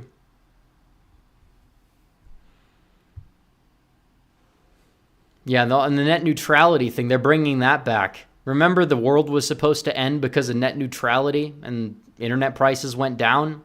Now they're putting it back on. Internet prices probably go up a little bit. I remember that scare. Everyone was saying the internet is collapsing. We're all going to die. They said, nope. Not even in the slightest. But we have no votes in from Montana. But we know what's going to happen, but at least there's a primary for the at-large, or not the at-large House race, but for Montana's 2nd district. This is going to be intriguing. A lot of candidates, but we don't have any results. So either way, they have 34 minutes to put results in, or the stream's going to end with or without Montana. Snips127 says Brightline in Florida's base. Could we get to Orlando to Miami pretty fast? They also are building a line from LA to Vegas. Yeah, I mean, high-speed rail, I'm not against it. I do think that, again, you can build the railways and things like that with public funds. But I think that when it comes down to the whole, what's it called? The government subsidy of it, I don't think that every line needs to be run by the government. The government doesn't run anything well. I'm kind of curious as to why people think that they would run this well. I don't know. Kaminsky says, I got my boxing trainer and some of my sparring partners to register +3 for Trump. As for my question, what's your take on H-1Bs? You got to cut them, in my opinion. You have a lot of engineering majors that are in America. They try to get jobs and they can't because they have somebody come over from mainly South Asia, mainly India, that's willing to work for pennies on the dollar to do the same job. And a lot of that money goes back to their home countries. That's the main problem. So Top Gear Fan 2848 says link is in general chat. Well, I don't let people put links in chat. The reason why I don't let people put links in chat is because, okay, we have results in. Trump is so far early voting 90% of the vote in Montana. But the reason why I don't let people put the links in is because I'm not saying that you're trying to do this or that people are trying to do this, but some people can, and spammers and bots come in and they post malicious links. It's kind of the issue. Superior sandboxes, the highways and airports are subsidized. That's not what I was saying. The highways are subsidized. Is Uber subsidized because those cars drive on highways? Are the airlines subsidized? I mean, in some cases, they have given bailouts and things like that, but these are standalone companies, from what I understand. They're not completely run by the government the same way that Amtrak is. So while some lines may get funding from time to time, as many corporations get government funding, it's not exactly identical. Even though the airports are going to be subsidized. The federal government, you have TSA security for people entering the airports. Let's see.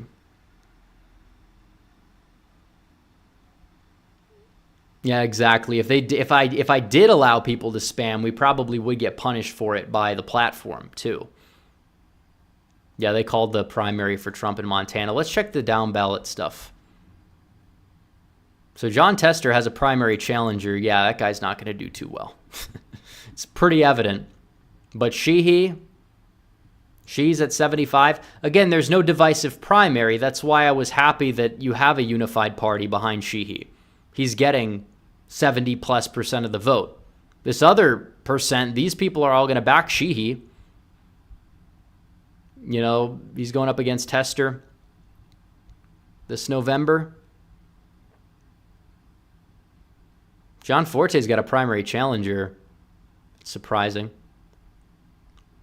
Nightshade 4120 says, voted Johnson from Bighorn County, Montana. Interested if this will be the year Silverbow County flips red. Very blue-collar Dem area. Never voted red, but close. Could show the blue-collar shift. It's possible. Bighorn County. That's where... okay, that's in the south. Yeah, Trump has made significant gains. He lost the county by 6 points twice, but Obama won it by 26. It's possible it could. I don't think it flips in the Senate race, but yeah, definitely. It should be one to watch if there is going to be a flip. So, Austin Knudsen winning his primary easily. But again, you have a lot of people voting against the incumbents for some reason in this primary. Some reason Trump is doing better than all these Republicans that are already incumbents. Joseph Zimborski says oil tankers trying to deliver oil to us at the bottom price is Maganomics. Technically true. But they say they're price gouging. The study they point to shows the opposite. The study conducted by the then Democrat Congress. The studies from the Fed, they all show it's not real. It's just not real. But they have to believe it's real. Because if they don't believe it's real, then it validates Trump to be correct. Now, they can gaslight their own base. They're going to still get a good share of the vote. But beyond that point, the people that are swayable, Biden didn't have any room for error with those people to begin with, and you can't really make the case that they're going to be swayed into voting for him. If you talk about the people in terms of the base turnout, Biden gets better base turnout than Trump. That could put him over the finish line, but as of now, for Biden to win over support, it's going to take a big miracle. BRGRS says, I voted Johnson in Toole County, but I'll vote for Sheehy in November. That's fair. I mean, I probably would do the same thing, but I don't live in Montana. But I support Sheehy. I just think that, yeah, if you have somebody who is a little bit better, pushing him a little bit to the right, it's not necessarily a bad thing. But it wasn't like Johnson had the resources to compete anyways. So, let's see. Let's go back to South Dakota. Down ballot. Yeah, you still have incumbents that are losing everywhere.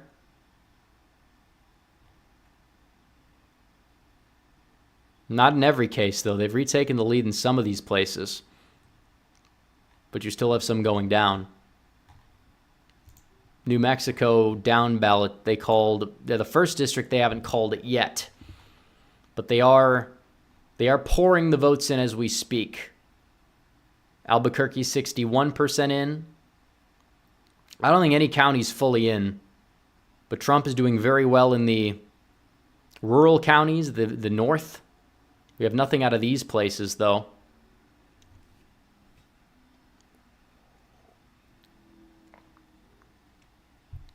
We'll see. But let's look at the congressional races. So far, Ryan Zinke, who many people anticipated a year ago could be up for a serious primary, appears to be the winner in the 1st district. Troy Downing in the 2nd district, very, very early, but he does have the lead. He does indeed have the lead.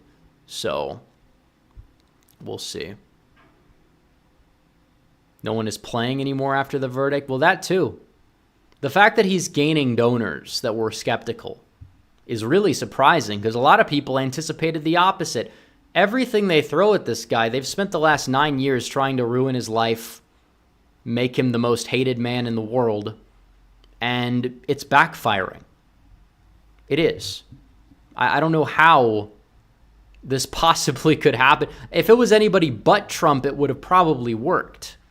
That's the thing.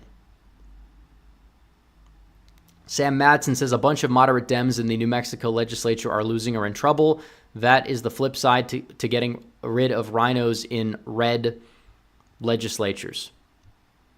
Yeah, the more crazy people the left has, they're incompetent. That's the thing. The people that actually want to enact solid, conservative, very right-wing, in many cases, reforms, if they're able to be competent in their approach, they're going to be able to really do some damage to the left. Now, the left does damage to itself because they're running a bunch of people who are incompetent. Now, Republicans have done the same thing. They've squandered resources, but you have a new RNC in town. Is it going to be enough before the election to really make that much of an impact? Well, possibly. But we need people out and voting or Trump is not going to be able to win. It's just the way it works. We got to make sure. Let's see. Go back to, Miller Meeks is gaining again.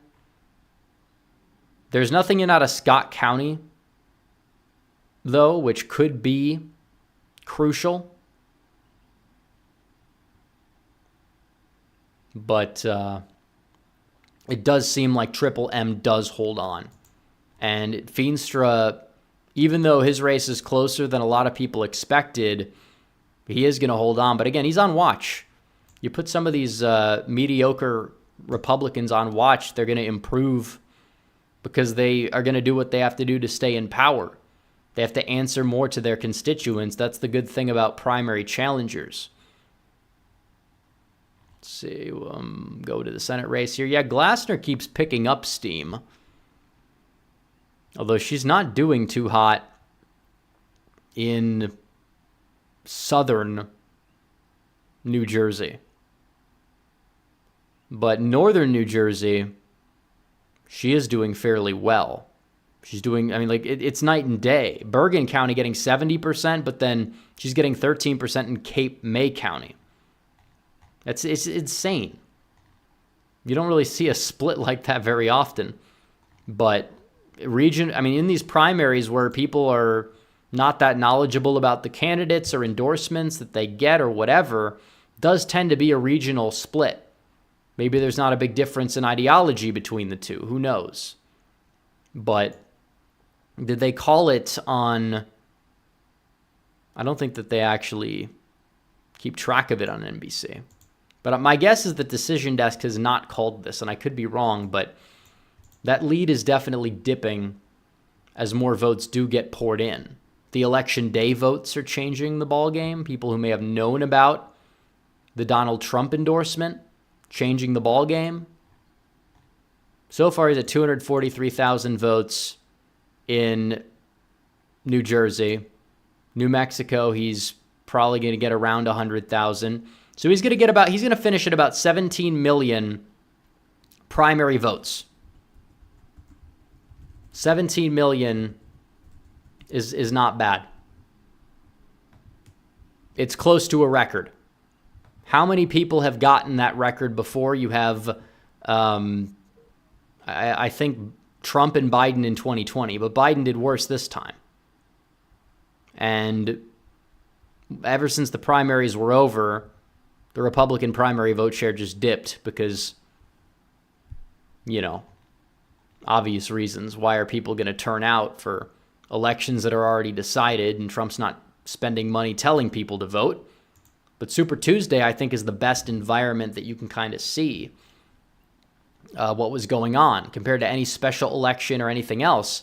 And it showed that Donald Trump won a ridiculous vote share in a lot of these suburban areas in these open primaries against Haley. She wasn't really doing very well in a lot of those places. Definitely showcases that even in places where she could have really maxed out her vote totals because they're blue areas, she wasn't able to do it. 24% in Tarrant County, which is 50-50 county. That's not very good. I think she got the endorsement of the mayor of Fort Worth as well. Didn't work out too well. Did even worse, I believe, in some of these left-moving counties like Denton to the north. And again, primary data is not definitive, but doesn't mean nothing at all either. So let's see, are there any more updates for the congressional race? Does seem like more votes are coming in, and Troy Dowding will most likely, unless something drastically changes, be the winner of that primary. So 30% of the vote is in. Maybe it could change, but in every county, insofar he's getting a comparative vote share. I don't believe there is a runoff in Montana either. So it's first past the post. He likely does take it. So more votes fill in New Mexico. Trump continues to get in the mid-80s. Nikki Haley below 10%. In Montana, Trump, 90%. Joe Biden, 92%. Though with much lower turnout overall. You got maybe 100,000 Democrats voting tonight, but you probably have, it seems like, close to 200,000 Republicans voting tonight.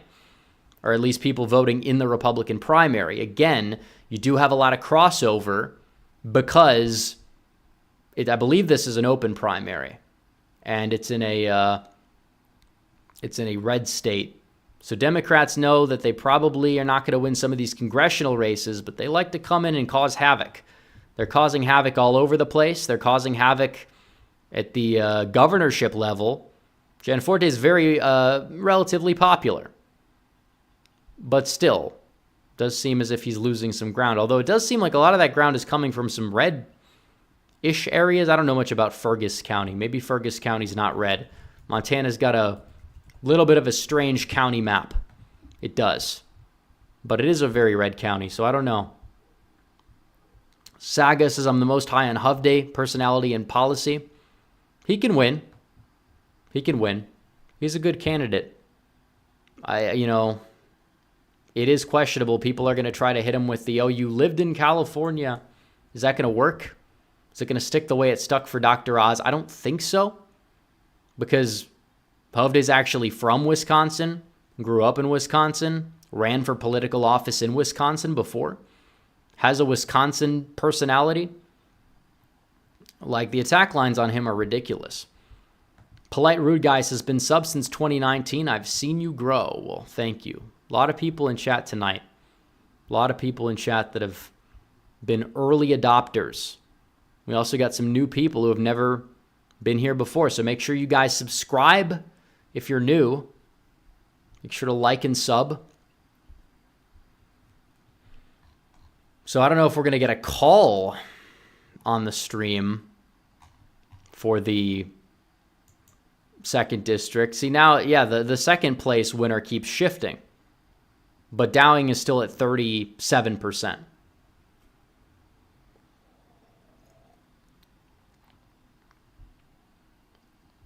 So we'll see.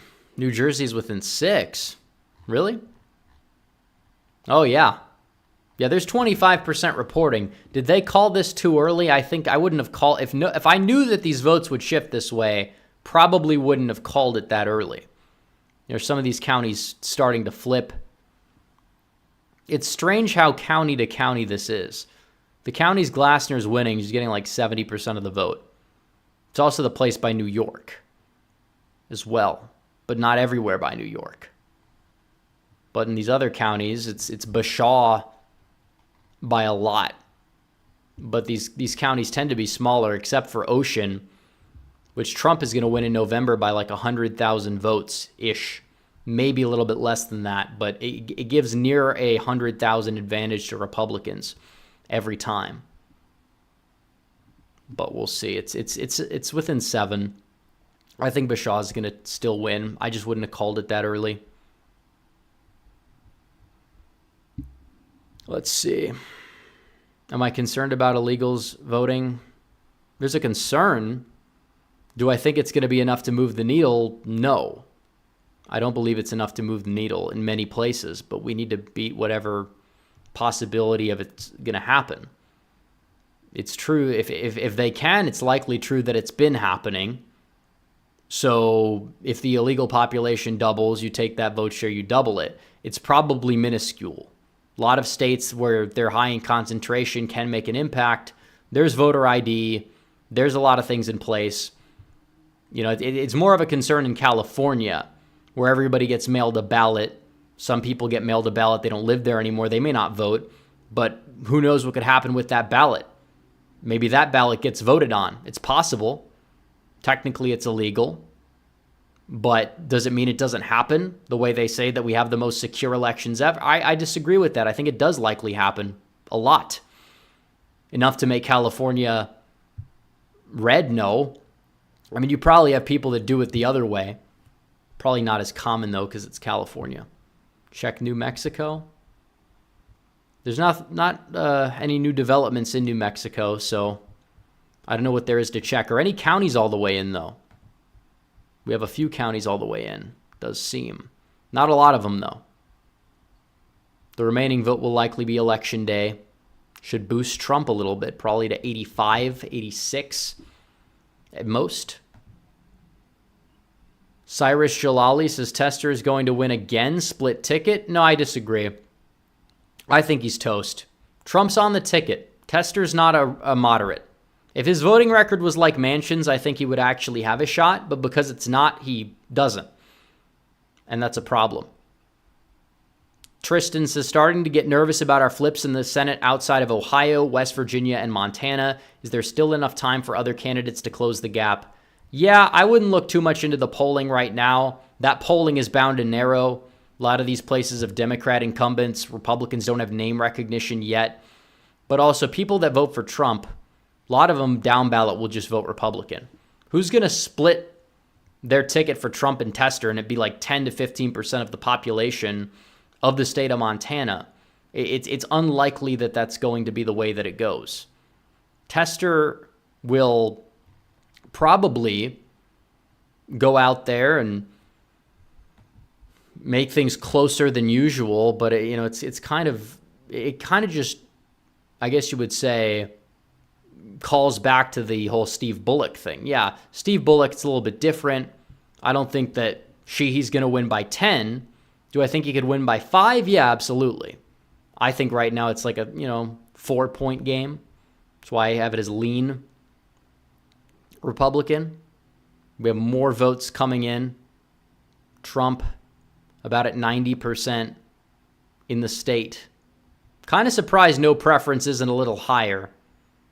There's some of these college towns and whatnot, you would anticipate some sort of like uncommitted push.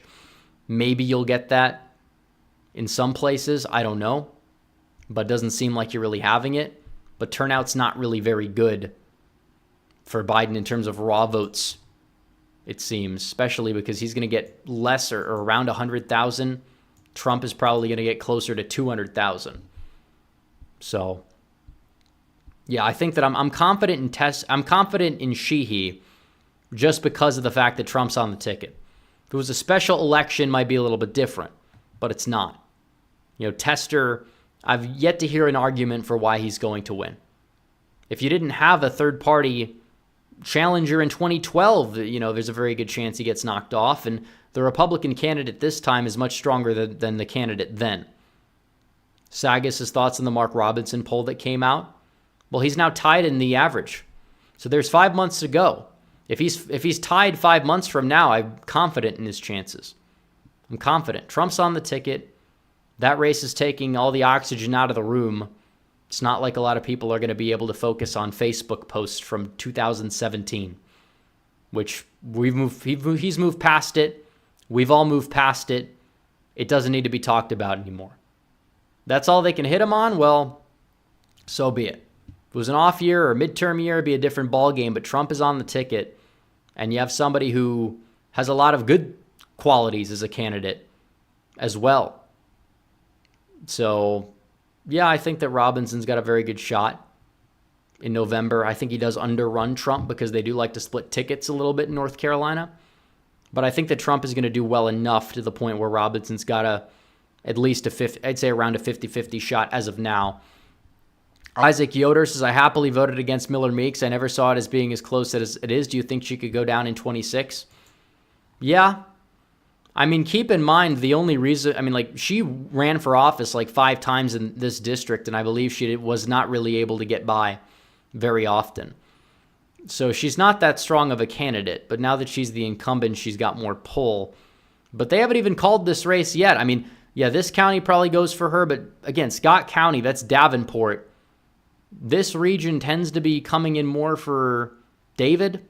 I still think Miller Meeks is going to win, but it's probably going to be 60-40, more so than a usual incumbent margin. Irma Gersh says, I'm local to DFW. How about a rep meetup stream? I don't know. Maybe a meetup in the future will be in the cards, not before the election. Maybe next year. I don't know. I don't really feel like there's a purpose in doing meetups when I go to a lot of political events and a lot of people there just typically go and I meet them, they meet me. Earl Carr says, voted for Staggs here in Utah to replace Romney. Primaries in 2 weeks. Yeah, get everybody you know to vote for Staggs. They definitely, the rhinos are going to pull their weight in that primary. You can bet that they will. So make sure we get our guy above the finish line. He did very well in the convention, but the primary is not the convention. Polls are a little different for the primary, but we'll have to see. Hopefully we can get Staggs to win. That would be huge. Will I be at the Trump Town Hall in Phoenix on Thursday? No, I will not. I will not be. But look, Trump, now he can campaign. He wasn't able to campaign during the trial, and his numbers went up. How do you make light of that? That's a real question. I don't know. These people, they're running out of stamina too, and they're just going to become more unhinged. It's like whack-a-mole. DeSantis's campaign in the primary tried to do this, and the Biden campaign is also trying to do it, and it's not working.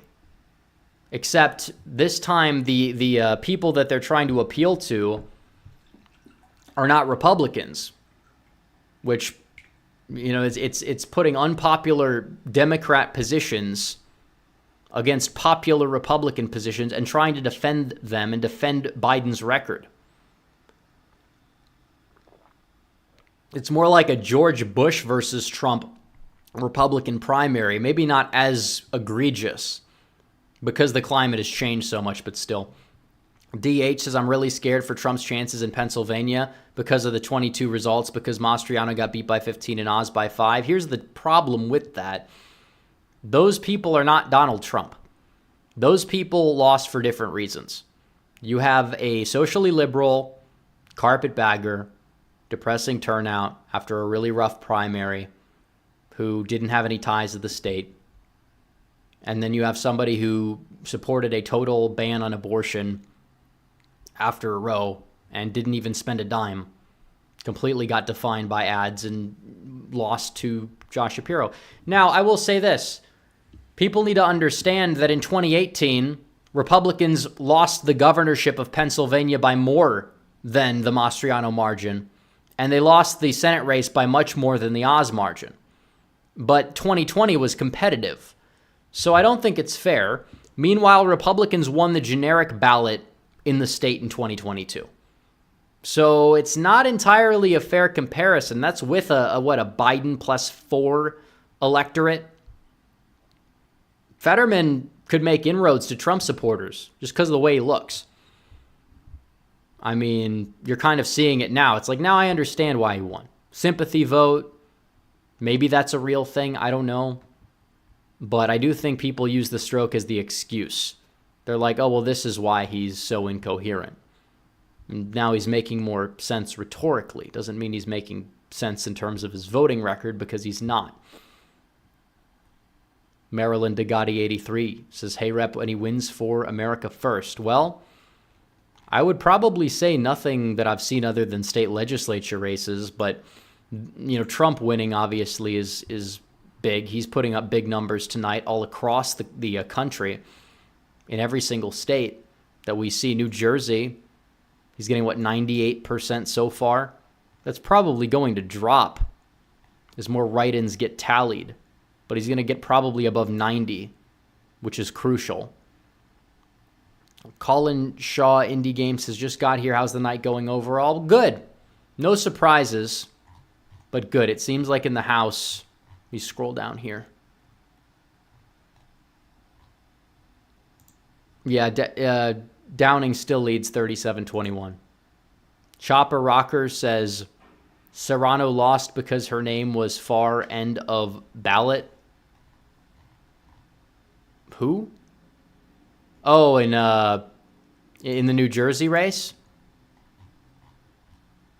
Oh, yeah, probably. I mean, that might play a role. Also, when you have two last names that are not easily pronounceable, I guess, it's a hard sell. I mean, without the Trump endorsement, she probably would have been down there with Justin Murphy. So, what can I say? Let's go back to Iowa.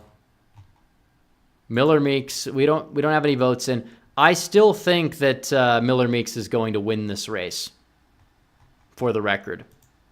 Chris Creative says, how come Republicans are the only ones that have to forgive and not retaliate? Didn't Pelosi commit treason by calling military and going over the president's head on J6? Probably. That's the thing. I don't think we have to forgive. Rhetorically speaking, if Trump wants to say, we're going to move past it, make our country great, that's fine. You're still a politician. You have to win. You have to qualm fears of people. Oh, he's going to retaliate. If he wants to play the victim effectively, because he is a victim, then he can. But I think in terms of the whole 1-6 stuff, yeah, Pelosi probably did technically break the law, but it's not like they get charged. It's not like they can get charged for anything that they possibly could or should get charged for. That's the problem. That's mainly why the felon label bounces off, because half the government is full of unconvicted felons. But, I mean, yeah, they don't have to forgive. But if Trump goes out there and he does say, well, I forgive, or if he says we're not going to retaliate, or retribution will be success, it's a talking point. I'm not going to sit here and say it means that he won't go back on these people. He wants to. You absolutely know he wants to. Trump is somebody who very much is like an eye for an eye type of guy. If they come for him, he's going to relentlessly go after them. But again, he has to play chess, not checkers. I don't mean like 4D chess. I mean just regular chess. Like, he doesn't have to say no, doesn't have to say yes. He just has to say, well, we're being investigated by people who need to be investigated. They should be investigated. As for retribution, the best retribution will be success. Basically what he does is he kills two birds with one stone. JT says, I live in Davenport, and it's always interesting to see how a candidate does. We had Nussel, Braille, and Loebsack represent Davenport. Somebody asked what the current numbers are in the Miller-Meeks race. We'll look at that. Let me see. Yeah, Sheehy's at 75%. Those are good primary numbers so far. He's winning. So far, he's got more votes than Tester. He's going to get more votes than Tester tonight. Now, if that doesn't translate to November, I mean, you likely may not. But that's different than how things were back in 2018 with the Rosendale. And Downing still, he expands his lead, it seems. James Sapp says, South Dakota here. Rhino attempts to oust one of the best state senators failed. Also a few flips in both the state house and Senate, including a couple that are in leadership. That's good, it seems. If the bad challenge failed, but the good challenge succeeded, that's good. They're going to likely get some sort of an upgrade somewhere, some way. You have the state house, which is, this is where most of it typically happens, I will say. A lot of positive results tonight there. But Iowa, we wanted to look at Iowa. Okay, we have votes in Davenport. And it's not moving the needle. Pouched is winning it, but he's not winning it by a lot. And that might change. That he might dip. So, 87% of the vote is in. Pouch would need like every vote to win. That's not going to happen. So, Triple M survives by the skin of her teeth. So, she could rest easy, but not for long. Because I think that if she doesn't shape up, I guess, I think there's a chance that you could see her lose a primary come 2026. So, let's see. Trump at 90% in Montana, New Jersey. So there's 125,000 votes remaining. He's got around, 270,000 votes in New Jersey, but the total Senate race has got 282. So maybe you want to say there's 20,000-ish write-ins. That's still a Trump over 90% victory. And he got a better percent in New Jersey than Biden. Olivia Williams says if Menendez gets high Hispanic vote, can Republicans win New Jersey? If he's getting vote from Hispanic Democrats, then who vote for Biden. Will he? I don't know. Just hit me right now that Menendez is actually Hispanic. So maybe he will, out of name recognition, get some voters, some low-info voters that are Democrats and maybe Hispanic because of his last name. There's a lot of Hispanics in the Newark area, and that, I think, is key to Trump. If Trump wants to even get it within 10, he might get it within 10 because of that. And also the whole migrant thing. The New York City Metro is going to move right. Clearly. Do I think something's happening in New Mexico? Trump's increasing margin of victory is catching up with Biden's decreasing margin of victory. Well, like I said, Trump's going to go up because the election day votes, I think, are counted last. And that's very telling. But Trump getting more than Biden percentage-wise doesn't tell us much, other than the fact that Biden's got Hispanic problems, which we already knew. It's a closed primary, which we already knew. And again, the raw vote totals are a little bit different.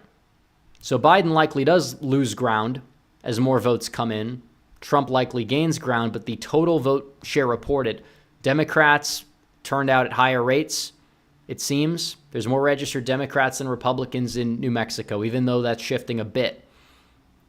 But you're going to see 100,000 votes in this primary. Democrats primary, you're probably going to see about 140-ish when it's all said and done. So either way, I don't think it tells us much either way. It does tell us that Biden is definitely struggling with Hispanics. Even Democrat Hispanics, it's a closed primary. So absolutely. Any thoughts on the Mexican elections? No, other than the fact that because you had the far left challenger prevail, it is likely that you will you might have to be a little bit you have to be a little bit tougher on the border. But I think that this is the same party that is currently ruling. Yeah. So I don't know if the policy is going to change, but it seems like there's going to be an even more liberal president than there already is right now. JT says New York Times calls Iowa's first for Triple M. Yeah, I'm not surprised. Like I said, she was going to win, but that margin is piss poor for an incumbent. Look at the 4th district too, Feenstra. The opponent's getting above 40% in half of these races. Not really a good sign for either one of these people unless they don't shape up, which, is crucial. You think the primary wave's going to stop in 26, you're wrong. If people go against Trump while Trump is president, you bet damn well Trump is going to be the one calling for these people to be primaried out, and they likely will be if they are, especially if they're in a safe district. That's the main takeaway.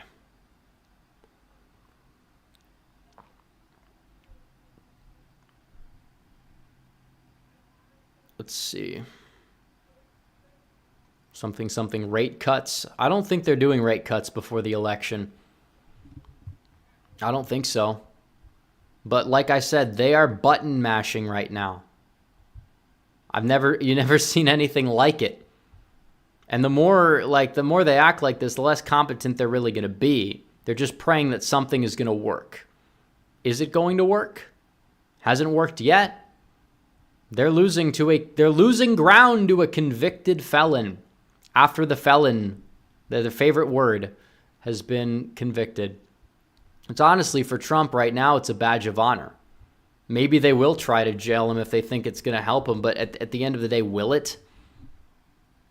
Trump's betting odds went up to win the presidency. He's a 19% favorite, which again, betting odds are not necessarily a valid indicator. If Biden surged, I wouldn't really say that it moves the needle. But the fact that Biden gained a hair and then he didn't surge, and now Trump's gaining, kind of a decent sign in terms of public opinion. Trump now also, Biden's chance of winning the popular vote is only 57%. Did you think that would be the case in any betting markets back in 2020? It'd be like 4%. But Biden dropping out is more likely than a Trump jail sentence, according to the betting odds. Think about that.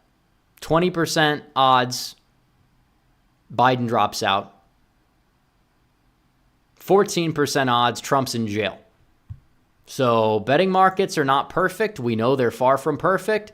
But if you can do the math, you can clearly see that this conviction is not moving the needle in the way that Democrats wanted it to. And the fact that it's not is just, they are playing whack-a-mole. They don't know what's going on. Please, Republicans. And if Republicans don't build a turnout operation, then that's up to the people here and everywhere to be the ground game. Be the ground game. But people act like colleges don't have volunteers. People act like they don't have people that are on the ground with these other organizations. They do. They're letting TPUSA, for example, bear the brunt of it, is what they're doing. And obviously, I think they need to have more resources of their own. But at the end of the day, donors to these orgs, they're effective, and they shouldn't be the only people doing it. But it's not like there's no ground game. It's a lot harder to win a special election, though. That's the thing people don't understand. The only takeaway I've heard is ground game and special elections. Special elections are not a good indicator, just like the betting odds are not a good indicator. They don't tell you much, especially now, because the higher propensity demographics are not the pro-Trump demographics. They're not. And it depends on the location. In California, it's a little bit different. Republicans are outperforming in special elections there. Exurban, Texas, they're outperforming in special elections. But like I've said, They're not a good indicator either way. Oh wow, this race that 20 people or 20,000 people showed up for, when you would have like 200,000 people show up for, showed the Democrats outperforming by 3%. Okay? That doesn't change anything. It doesn't gauge public opinion well. But yeah, Trump, actually the odds of a Trump jail sentence went down since Trump got convicted. That's the crazy part. Now, I'm prepared for a lot of things. I don't think that it's out of the question. I never thought a conviction was out of the question. It was looking for a while because the case was so weak. It's like, okay, there's no way. But there was a way. There was a way. But there should have been zero reason that case should have ever been brought to trial. No reason. Especially in the way that it was conducted.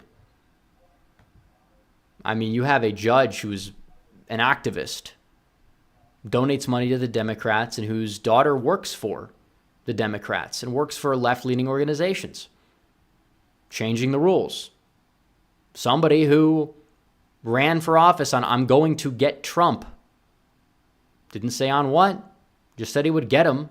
I guess a Democrat for the first time in history fulfilled one of their campaign promises.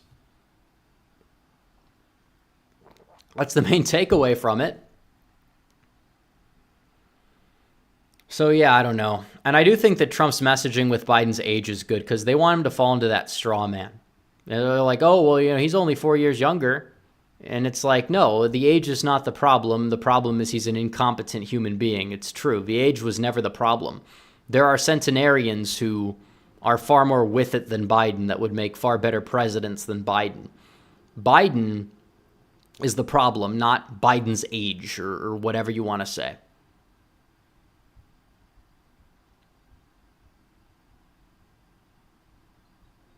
But we'll look in regular chat.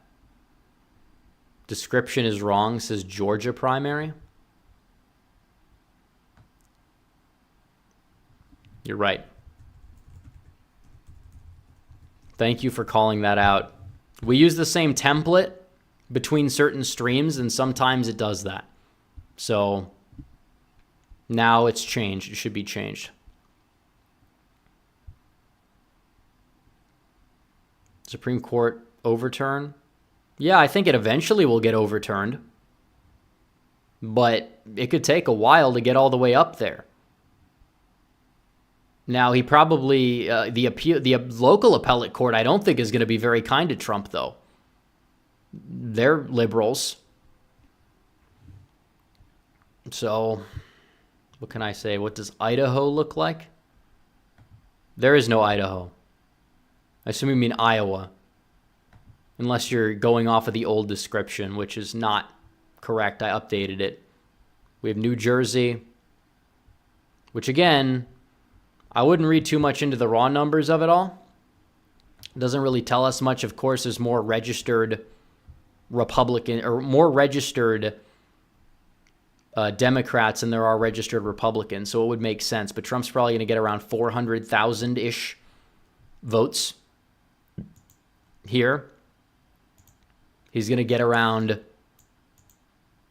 it seems like 150, so 550K, 650K, I don't know, maybe like 50K. So he's going to get around 700,000 votes tonight in total. So if we want to do the math, look at the 2024 total. It seems as if Donald Trump is going to hit around 17 million votes. So that would be more votes than Hillary Clinton in 2016. In terms of 2008, he falls short of the then record that Obama and Hillary both set. He does fall short of the Biden 2020 primary margin, and he also falls short of his 2020 margin himself. But keep in mind, he was breaking records when there was a contested primary. Meanwhile, 2020 on the Democrat side, you had a very long ongoing process as well. You had record high engagement because of COVID that kind of drove up turnout on both sides in the primary. And 2008 was a dogfight. This was never competitive. If Haley, if Trump was getting the same turnout that he was getting up through Super Tuesday when Haley dropped out, Trump would have got like 24 million primary votes. He would have blew the expectations out of the water. So that's something that's important to take into consideration. Also, make sure you guys like the stream. We'll do the last call for Super Chats. We went on for a little bit longer than I thought we were going to go on for, which is fine, because it's good to talk to the people. But we will do a last call for Super Chats. If we don't get any Super Chats, that's okay. We can also end the stream as well. So like the stream. Let's get to 2,000 likes. We have 1,600 people. We're probably not going to get there. Let's get to 1,500, though. We have enough manpower to do that. Let's get close to 2,000. Maybe on the replay, we could hit 2,000. I don't know if we're going to hit it, but we'll see. Trump netted 350K in PA compared to 2020 with him and Biden. Exactly. Like when you're looking at some of these primaries where they will say it doesn't look good for Trump. If you add up the Trump share and the Biden share, Biden's not doing well either. In fact, Biden's doing worse because he's a sitting president. Trump is doing very well compared to historical precedents with zombie vote. And now you're seeing is some of the best primary numbers of the cycle. I thought it would happen because A, the conviction is boosting energy, even if it's a last minute thing. And B, you also have the Haley endorsement, quasi-endorsement of Trump that's going to lower the Democrat support for her. And some of her own supporters are going to go for Trump. That's why in New Mexico, she's at 8.5. She did better in West Virginia than New Mexico, despite New Mexico being a much bluer state. Even though it is a closed primary, still legacy Republicans are real.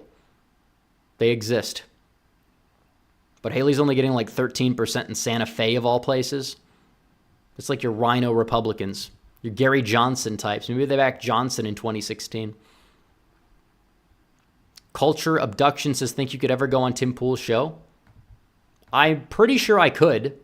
I know some of the producers, kind of, not particularly the most well, but I would like to go. I think I probably, one would think before the election, if Tim Pool's smart and wants to get somebody who's solid, somebody who's a solid analyst on, I think Tim Pool would be very foolish to not have me on at least one show before the election. Now, will he do it? I don't know. It's the ball's in his court, but I'm very open to it. Absolutely. That'd be a banger. That would be a banger. So let's see.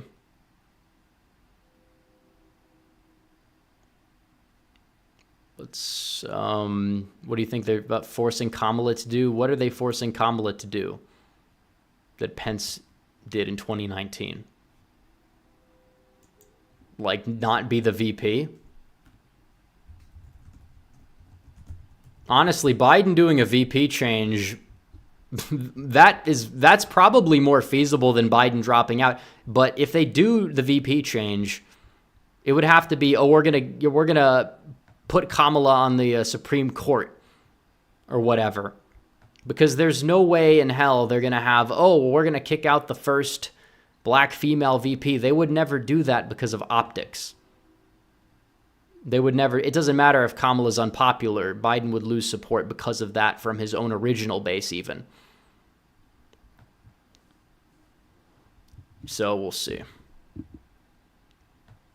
Tim, I didn't even know Dow went on Pool. That's interesting. How I feel about Tulsi for VP. She's more of a cabinet pick. We had 1,500 likes. Mitchell Ryan says he means not certifying Trump's electors. Well, that was 2020, or actually 2021, not 2019. But I mean, I'm worried. I would say I'm not like worried, but I know they're going to try to do something. The denial of the election pendulum always swings in one direction. Democrats are not going to be able to have any moral high ground that they already don't have on the topic come this November. They will contest it. They will find ways to contest it. They will have the pretense of, oh, he's a convicted felon, he should not be able to serve. Or, what are they going to say? Now Twitter stole it from Biden because Elon is the head, and Elon probably does come out and endorse Trump at some point. Maybe. Nightshade 4120 says, getting a pro-abortion Supreme Court judge in Montana with Big Garay says that such a red state keeps voting to... Sad that such a red state keeps voting to protect abortion. Well, are they voting in a primary, or what's the deal? Because it seems like this is mainly a primary race.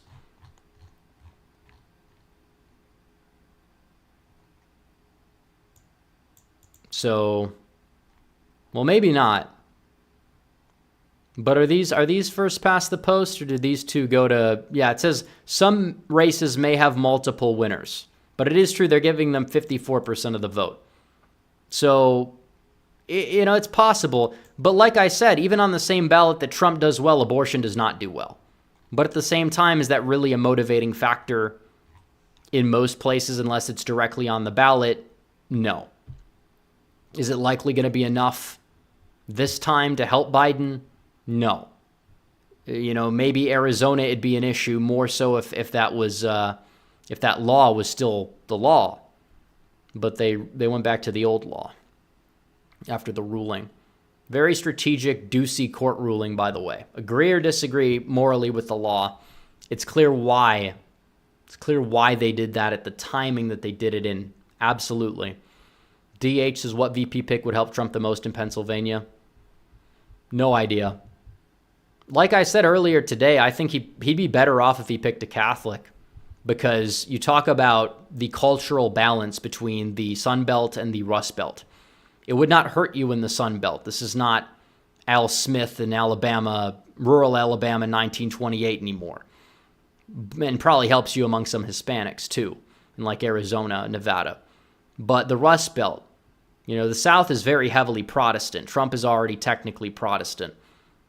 In terms of eating into those Biden northeastern margins, I think like the idea of like a Catholic as a VP would be a net positive, which you have Vance as an option. You have Rubio as an option. I don't know what Burgum is.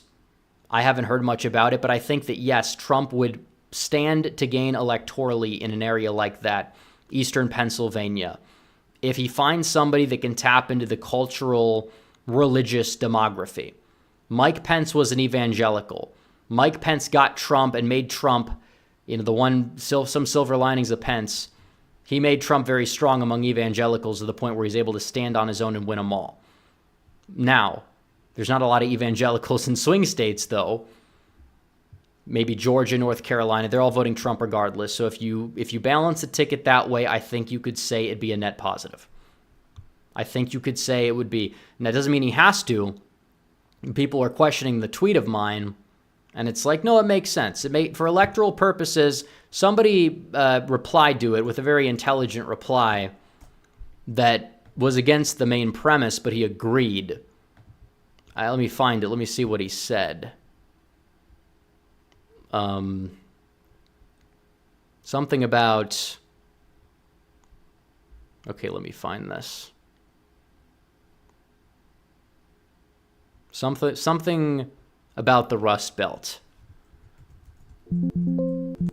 Okay, maybe I can't find it. I can't find it. But they basically were saying that they don't care what it is, but Trump needs to improve his margins in the Rust Belt. So they would agree that this would be a viable way to do it. Maybe it's Vance. Maybe it is Vance. I don't know. It depends what Trump wants to do. He's going to make his pick, and I'm going to vote for the ticket regardless. So it doesn't quite matter to me. But he needs to pick somebody who doesn't hurt his odds either. DH says, what are your thoughts on Robert Hur? Well, he gave a very good report that had some bad things in it, I'll tell you that much. I mean, the fact that Biden stole things he was never authorized to take, he was never authorized to declassify even if he wanted to take, he never had, it's not like Trump, you have the power, questionable. He takes them, people don't know they even exist, They're found 15 years later in a garage somewhere. They're found in the middle of Chinatown. They're found all over the place. They choose not to indict him the way they've indicted Trump, prosecute him the way they prosecuted Trump, because he is, quote unquote, too old and forgetful. But apparently this guy is fit to be president. I don't know what to say. The report was a great thing for us. Logan Agee says, thoughts on Moreno's chance in Ohio right now? I'd say it's pretty good. I haven't seen any polling, and I don't honestly give that much stock into those polls, so long as Brown is not polling even above 45, which he's not. So we'll see.